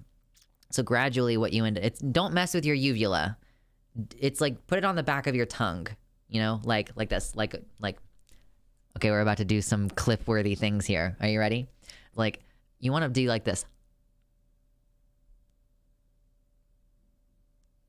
Just place it toward the back of your tongue, and like you can push your limits by like moving it around even while it's back there. But like the point is, if you do it every day for a couple of minutes, you're gradually training yourself to not need to to not be responsive. Mine is very easily triggered right now. I always read the word uvula like it's vulva. Your gag place. Yeah, you described it perfectly. I mean, you know where your gag place is. It's in different places for different people. You suck dick, but have you ever put dick on eye? It's a weird sensation, only felt that once. I mean, like, I don't know why you would do that. Like, just put the dick in your eyeball right there. Just put it in your eyeball. I'm sure it's someone's kink.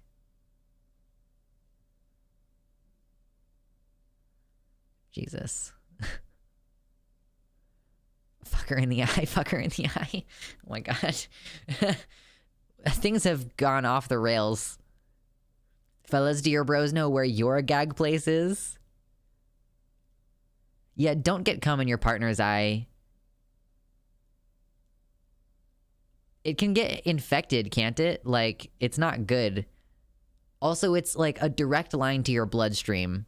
So if you're having sex with barriers, like if you're not already like fluid, what do they call it in the polyamory community? Fluid bonded, then you should not get cum in your eye.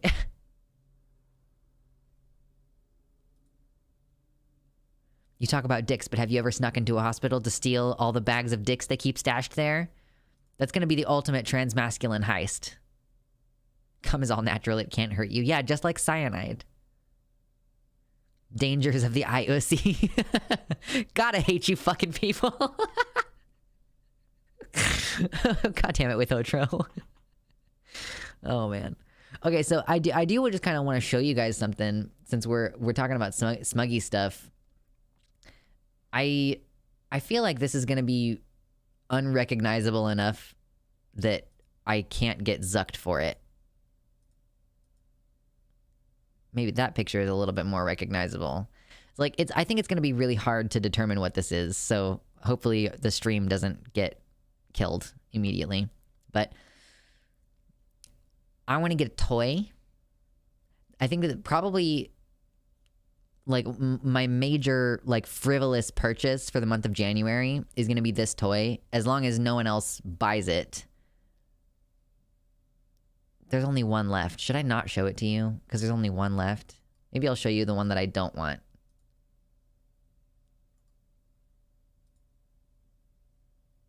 Okay. So, have you all ever heard of grinding toys? It is, it's basically the concept is like, you know, so there are dildos which go inside you, right? And there are like pocket pussies which you go inside of, but you know, there's also people who will like hump their pillow or something like that in order to get off. So instead of, I guess a frauding toy, you could call it a frauding toy, but it's this one in particular is basically like a zero depth vagina. Like this would be, I actually, when I first thought of that, like zero depth vagina, I was like, oh, that's the perfect couple. The perfect couple is a trans mask with T growth and a trans woman with a zero depth vaginoplasty. Like, so it kind of like, it looks like a vulva, this one does, but it has a little bit of an indentation here, a little bit of depth there. So it's really good for someone, like toys like this are designed with trans men in mind. how does it work? It's you just grind on it. Like this thing is not very large. You can see how big it is in the picture here. This is just like a can of Coke, like a can of soda. So it's a pretty small toy. You hold it in your hand like this, basically. It's a pretty small toy.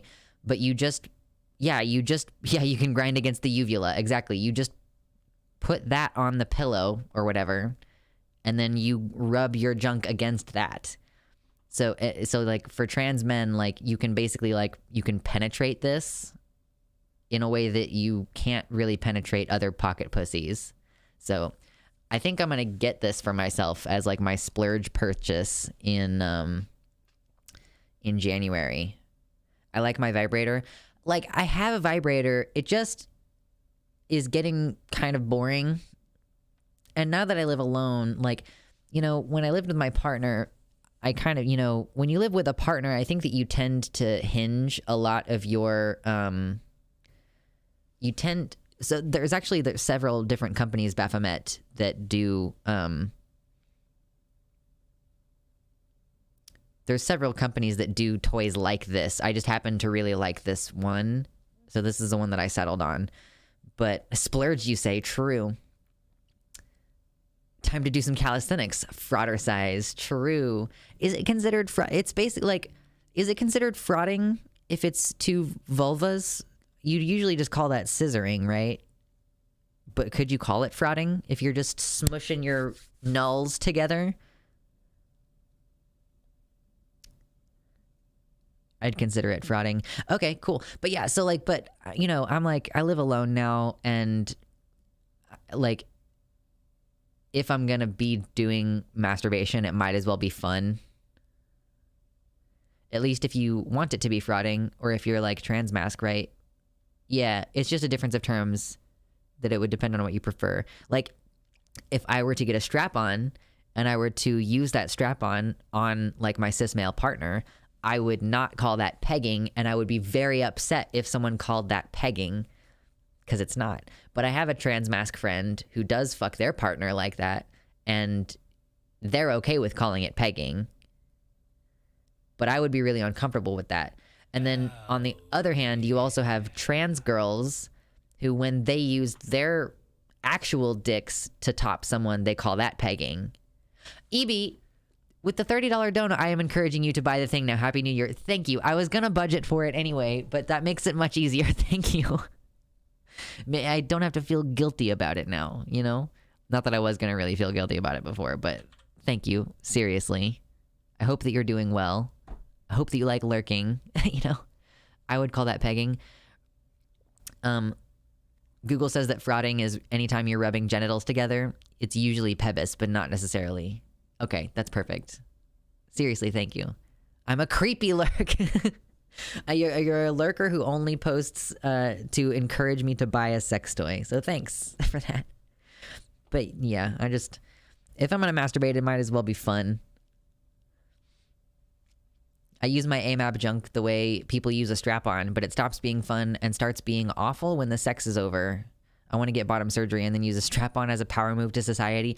Mama Mephistopheles, are you gonna do the thing where you get a cast of your own dick and then use the cast of your own dick as a strap-on?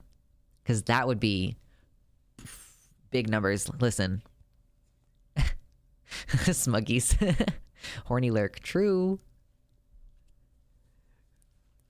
Had you already planned on doing that, or did I just give you the idea, Mama Mephistopheles? Frauding with a trans mask dragon sounds hot, assuming that toy is meant to be a dragon. This website does not have the same stuff as,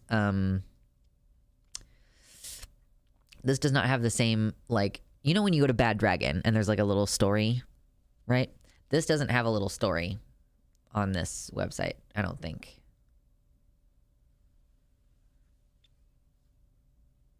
But I did find ones that were like plant ones. I just followed a bunch of people today and I won't be able to find.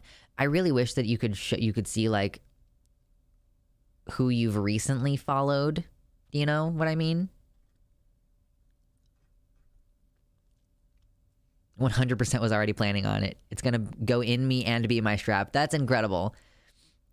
using your own dick cast toy to dilate. I've seen ovipositor toys before as well. Yeah. I actually just recently saw, I think I saw an ovipositor that was being sold with silicone eggs, because I had seen an ovipositor before which required you to make your own eggs out of like gelatin, and I'm like, that's too much work. I just want to masturbate. Personally, I won't masturbate with anything that doesn't have its own lore. You're one of those big, like, the porn has to have a storyline or I can't get into it people, aren't you? But yeah, I also saw I saw a grinding toy recently that was like a lotus flower. Like a lotus flower with like, that didn't seem like it would be workable. The gelatin eggs are probably safer. Like, I guess because the gelatin eggs could break down. But the thing is, like, it can't have just gelatin in it. Like, there has to be other things in it. And if you put a gelatin egg inside you, I feel like that's more likely to end up in a situation where you have like a yeast infection. But I guess the silicone eggs could get stuck. It's hard to say. Me, unironically, that's why erotica is better than regular porn, I think. Like, I didn't know reading porn is more fun. I used to be a big porn reader. And then when I was first on T, it became more of a visual thing with the actual porn. And then it's like, I don't really know how. I think I'm just like very deeply demisexual right now. And like, I don't really find it as engaging if there's not, romantic subtext. Like, it sucks. I've already told you all over the past year about like the difficulties that I've started to have. Like, have you ever had, that initial little twitch that happens right before you start to get like a boner or turned on or whatever? There's like the first twitch. And then like, have you ever had that little twitch happen and then your immediate response is to just get crushingly sad? And then you don't get a boner because you're so fucking sad? That started to happen to me about this time last year. So it's just changed a lot. And I want to encourage myself to make it fun again. Like, when you're hypersexual and demi in a relationship with an asexual person, or even just ace flux, like, masturbation ceases to be something that's fun. It becomes like something that you have to do because you're unsatisfied. So now that I'm living alone, I think I'm going to try to make it fun again. What's up, Dank Catlord? What kind of eggs are we talking about? We were talking about ovipositors. Maybe you should deposit a string of silicone beads up there with the ovipositor, then it doesn't leave gelatin up there and it can't get stuck. Could potentially. Yeah, Dank Catlord, you came in like we're at the 3.5 hour mark, so it's smuggy chat right now.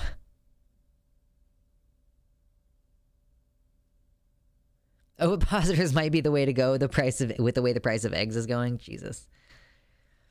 I bought potatoes recently. The price of the potatoes has gone up by a full 50%. Like, I used to buy a big bag of Yukon Gold potatoes for $4, and now it's $6. I'm like, this is bullshit. That's going to be the worst thing about this year, is the food prices continually going up. It's smuggy hour. We clown in this bitch. If you can't handle it, take your ass back to the political segments. OMG, that twitch happens before I fall asleep, sometimes every night. Well, like, so Andy's, I specifically meant the dick twitch. Like, everybody, for the most part, like, has like their like arm or their leg will twitch or something when you're falling asleep. But I specifically mean like when I say your dick twitches, and I mean like your clitoris or your dick just twitches. Imagine trying to cook and eat an egg made of gelatin.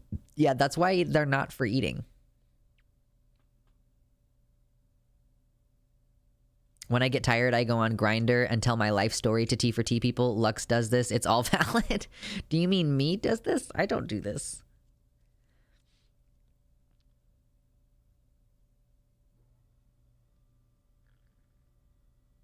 I don't gotta be here for Smuggy Chat. See you in Headspace, losers. Bye.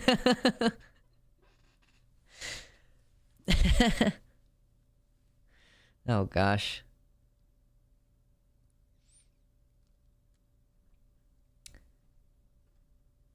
I might have to see if I can find Baphomet, all of the toy makers that I just followed on Twitter today and yesterday, so that you can see some of these other grinding toys. Oh, you're good, Mama Mephistopheles. I'm just being silly. Yeah, there are systems in this chat. Cheese It Furball. There's several. There's a lot, actually. And also, so if there's any systems in the chat right now, we're kind of like I said, where are we? Where are the numbers? I mean, we're still doing pretty good numbers. If there's any systems who are in here, if you join our Discord server, we have a bot in the Discord server that allows you all to communicate more easily as individuals. Like, you're all sharing the keyboard and you're sharing the hands and everything, but you can use the Pluralkit app extension thing to like communicate more effectively. So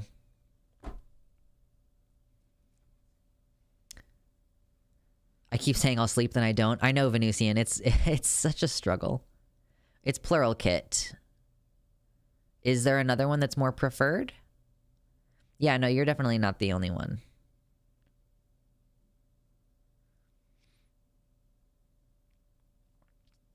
All of us is repulsed except Dorothy. Yeah, I'm sorry, y'all. It's tricky. It's tricky. It's 5:38 a.m. Is it yesterday or tomorrow? Like, where are you? It must be tomorrow, right?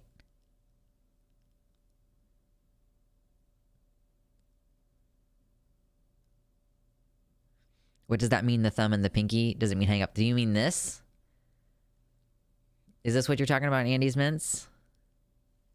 I think the first system I ever met / conversed with was from this chat, TBH, which was kind of neat. 7 hours ahead. Oh, so you're forward. Okay.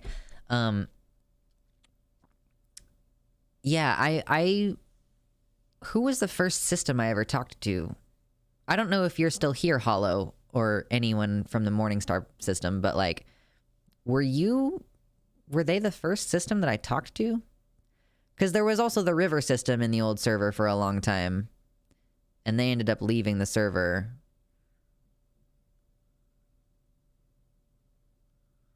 I've never talked to a system. Well, there are like 4 or 5 who are regulars in my chat, and they're on the Discord. It's easy to tell that you're talking to one when you're on Discord because they have the Pluralkit.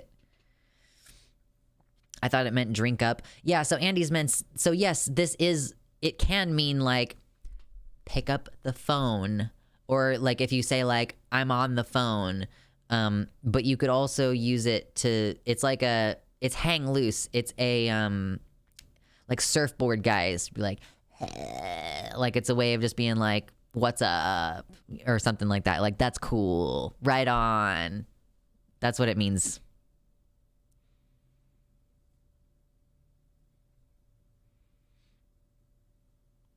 Yeah, it's a little surfer term there. Do any systems present have any negative opinions about the Anthony Padilla video? Because it was highly recommended to me by the Morningstar system, and I finally watched it recently. After like fucking 5 years or something of being friends with systems, I finally watched the video of Anthony Padilla interviewing a couple of systems, and I thought it was really interesting. You don't really very often get to see people switch in real time, and it's interesting because one of the people would have these like zone out switches, but then one of the other folks, the 3 of them had such a handle on switching that they could just do it instantaneously, which was really cool. Are there endogenics in here, though? Because I might be alone. Yeah, I'm actually not sure if there's any endogenics. I think most of the ones that I know are traumagenics, but I'm not sure. Haven't watched that in a bit. Don't remember it well, but it seemed okay from the vague memories we have. Switching is like a skill. It seems like it is easier for some people and easier than others. Like I think if you're co-con, it's a lot easier to switch, right? Like the more cooperatively you're operating, the better it is. The Morning Star system reminds me of planets orbiting a star called Morning. Yeah, but it's Morning Star. I don't actually know if it's supposed to indicate like the weapon, but it's one word, Morning Star, like the weapon. I think we're the only endo then. We have some traumagenic bits, but endo too. That's really awesome. I don't know as much about endogenic systems because it like, you know, the supposed reason why it develops in the first place is to compartmentalize trauma. So it's like, you know, I don't really know what mechanism would cause the brain to do that, to dissociate that hard to the point where you fragment without some kind of instigator, which is, I'm not saying that endogenic systems are not valid. That's not at all what I'm saying. I'm just saying like my understanding of the mechanism means that it's fascinating to me that there are some systems that develop outside of that context and that I don't understand what the mechanism is. Good night, Cameron. Yeah, it's getting late. I might have to dip soon. This has gone longer than a lot of streams than we've done recently, and I'm still feeling pretty good, and I think that means that I need to take that energy about feeling pretty good and make dinner with that feeling before I start to feel shit. Yeah, nowhere in the DSM does it say that trauma is required, but it's so common that it's said constantly. I think that we just don't really understand like what causes it, right? Making smuggy purchases.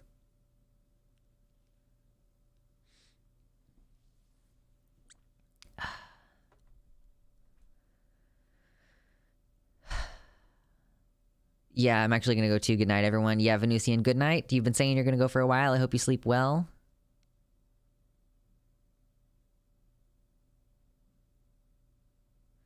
I had what I called switching a couple of years ago when I literally freaked out, but then nothing while inside the hospital. I feel like it could have been an autistic way of me making different personas and stuff to cope with extra stress. I mean, here's the thing. Like, if the system doesn't want you to know that it's there, then you won't know that it's there. Like, it's the whole point of the dissociation is that you don't, is that like you, like your brain is trying to protect you from something. Like, that's generally why. I honestly expected the opposite of this reaction. Really? Did you expect like anger or something? Like, I guess it's not normal for people to treat it like it's normal, right? Which is part of why I consider it so important to treat it like it's normal. I actually had a friend recently who was like, I'm working close in person with a system while I'm doing this activism work, like volunteer work. Is there any advice someone had? And like, my main advice is like, it's really normal, so you should just treat it like it is, you know? Like, and I think part of it is the philosophical aspect of it for me, where I've been exposed to like media that asks these questions. And so I already have a conception of in my mind of like multiple people inhabiting one body, and I have opinions about that. This may be an anti-SJW channel, but we're not monsters, true. Jocelyn in the YouTube chat says, I'm fairly new here. Just wanted to say hi and ask what a system is. I'd never heard that term before. Is it like DID? Yeah, what we're talking about is dissociative identity disorder, or what does OSDD stand for? OSDD is a similar diagnosis, but it's supposed to be less intense dissociative symptoms or whatever. Yeah, so it's just essentially like there are multiple, quote, personalities, but it's just multiple people. existing in the same brain, like existing in one body. And sometimes they can switch controls. Sometimes they can't switch controls. Like I've had friends who are like, you're only ever going to be talking to me, who's the host. The other ones, like, they talk to me, but they will not be taking control and talking to you through, like, my mouth or whatever. OSDD is otherwise specified dissociative disorder. Thank you for clarifying that for me, Cheez It Furball. I could have looked it up myself, but I was lazy. But why I think it is not a system could be because memory is shared among each one of them, like it is hard to explain. There are subtypes of OSDD that include memory sharing. It's not all dissociated.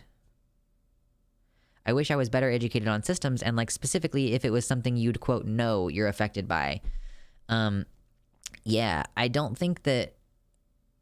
Like, I have weird nudges in my brain sometimes that I have had a hard time quantifying before, and I've worried that I have DID. But now I recognize that that weird sensation is actually just panic attacks starting. And, I still feel, like, weird about it sometimes, and, like, I get anxious about it sometimes. I'm like, oh my god, I'm freaked out about the idea that I might have DID. But... like, I think that for the most part, you would not know. Like, there probably are more people that have it than they know about it. Like, there's probably people who've suffered intense trauma and it's been segmented off so far that they don't even know that they had something traumatic happened, you know? And, like, the point of the system is to protect you from knowing it, so they don't want you to know.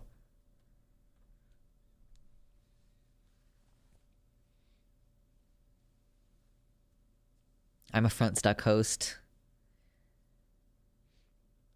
Yeah, we don't talk about this crazy often, Jocelyn. It's just it's on the topics tonight. You know, we just happened to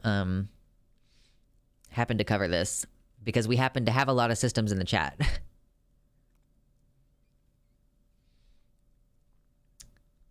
Could I react to this? Maybe.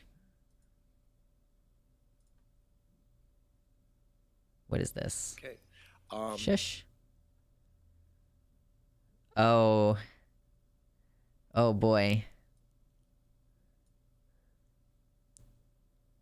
This seems like it's gonna be fun. I can't wait to go fucking cook this spaghetti. I'm really excited about the spaghetti.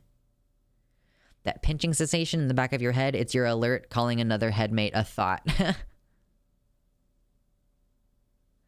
Oh god, let me get my headphones. And also, I personally feel like, so first of all, I'm pretty confident that I've weathered all my traumas. Like, I don't think that I am a system because I remember all my traumas. I remember all of the fucked up things that have happened to me, right? And I also feel like, you know what? If I don't know by now at age 28, then they don't want me to know, and I'm content with living in that ignorance. Oh, it's your alter calling another headmate a thought. I see.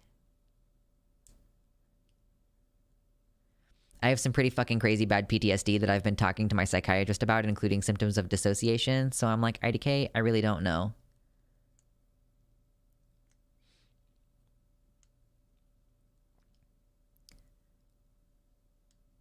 Yeah, I don't know. I also, like, I've heard that you can, like, induce DID. I think that by that, what people mean is that, like, the system exists and you can just uncover it and suddenly be dealing with your headmates, even though they used to be operating behind the, scenes or whatever. So that's another, like, I don't, like, if the system is there and it's doing its job of protecting me, like, I don't want to know about it. I'm fine. I call system members cismates unless told to call them something else. Yeah, I understand that there is a lot of sensitivity on the terminology here. I do my best to be sensitive on this subject. I know that some people don't like being called plurals create system you can. I don't think you can give yourself DID though. So yeah, I think that when people are saying, like, I've had a therapist tell me you can, like, as a therapist, she has to be careful on that topic because you can, like, induce a bunch of negative dissociative symptoms in patients if you're not being careful. Which I think by that, I think she means, like, just, like, if you probe too much, you'll discover that there's a system that's been operating behind, like, without your knowledge. But what if your cis mates are trans mates? Some people don't like the term plural. Some people don't like the term headmates. Like, one of the people I've talked to about this doesn't like the term headmates because the other ones in their mind are antagonistic. Like, they don't have a cooperative relationship. Like, the other ones in their mind are, like, very specifically not pleasant. So they're not mates, you know? It's just one of those kind of constantly evolving things. Okay, what is this? We're about to watch a little video really quick. Hold on.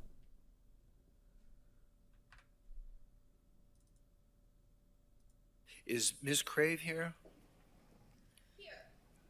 Did you sign up to speak? Would you care to speak? Yes, sir. Come on up.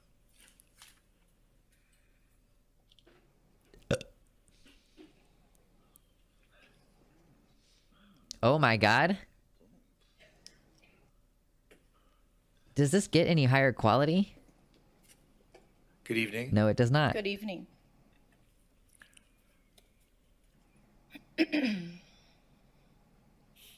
Good evening, council peoples. You may call me mistress. Okay. I am here standing neutral to the motion approving an agreement for the proprietary purchase of yard waste processing and disposal. What the fuck? I do, however, find it interesting that you will spend almost $1 million to hide your secrets down the drain. Hiding that condom I know you used to cheat on your spouse with. So, I propose What the fuck? that you use a quarter of that mill to support doms and subs in Broward County. What the fuck? To build a dungeon created for us by us, the taxpayers and voting citizens. In closing, do not let this glamorous look distract you from doing your duty to take my demand. No, oh my God. I look forward to spanking each and every single one of you at the new esteemed dungeon. You are dismissed. Okay, thank you.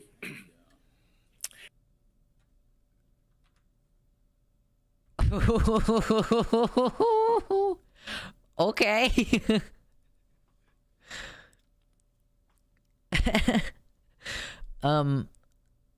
Oh, is there more?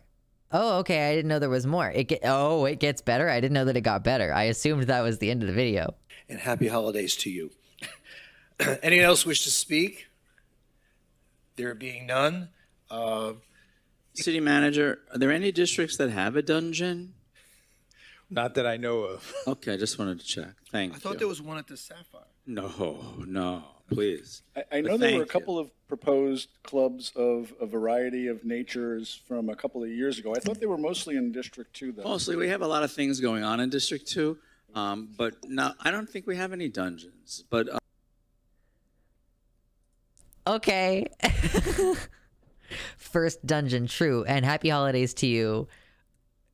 Oh my God. I don't know what to do with that. Part of the reason why I don't know what to do with that is because it's like, oh, I've never interacted with a dom before. Like, at least not like her. 1,000 years dungeon, true. She was like, you are dismissed. And I was like, okay. Like that feel when you discover you have a kink. I mean, it's not that serious. I'm joking. It's not that serious. I'm like a switch. Although I don't know, like I'm like a switch, like top and bottom wise. But am I a switch in the dom sub sense? I think that I am a switchy sub I think that that's what it is. Yeah. Dom me, mommy. True. Step on me, mommy. Mommy. It looks like Daft Punk made a cult following. I did think that her outfit reminded me of Daft Punk. Like this part for sure. Verse is the term used for position. Oh. It would be a switch refers to dom sub and verse refers to top and bottom. We need to support doms and subs in Broward County. Oh my god, true. You know that Family Guy scene where Meg comes back from prison and comes home and says, "I'm home, you're all my bitches now," and Suey's just like, okay. Switches power dynamics. Okay. I don't know. I've never tried to be a dom. I've only had I've occasionally been somewhat subby, but exploring BDSM is not a thing that has really happened very much in my life. Unfortunately, this is why being in a monogamous relationship with an ace flux is a fucking nightmare. I also exaggerate on the off chance that my partner ever sees the video, which he probably won't. I'm exaggerating.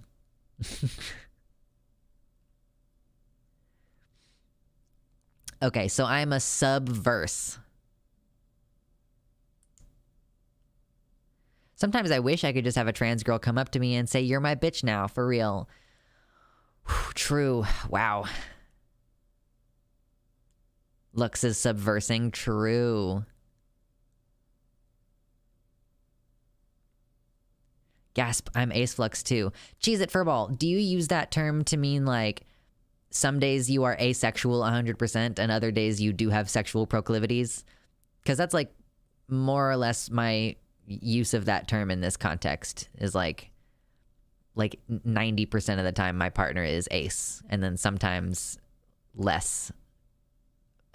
Sometimes less ace. Not to get too horny in chat, but I am a dommy trans girl. Ooh. Now, if you're a top, but you just prefer to use a strap. You're like a dommy top trans girl, or a dommy bottom trans girl could also be good. A dommy power bottom trans girl.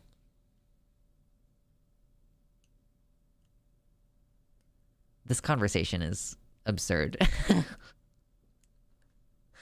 Oh my god. Okay. It's been 4 hours. We've done a long stream, much longer than usual. Decoy Duck, I don't think has been here at all tonight. I wanted to make a comment to Decoy Duck, but I haven't seen him at all today. That's fine. I fluctuate from 0% ace through 100%. No, this is good and healthy.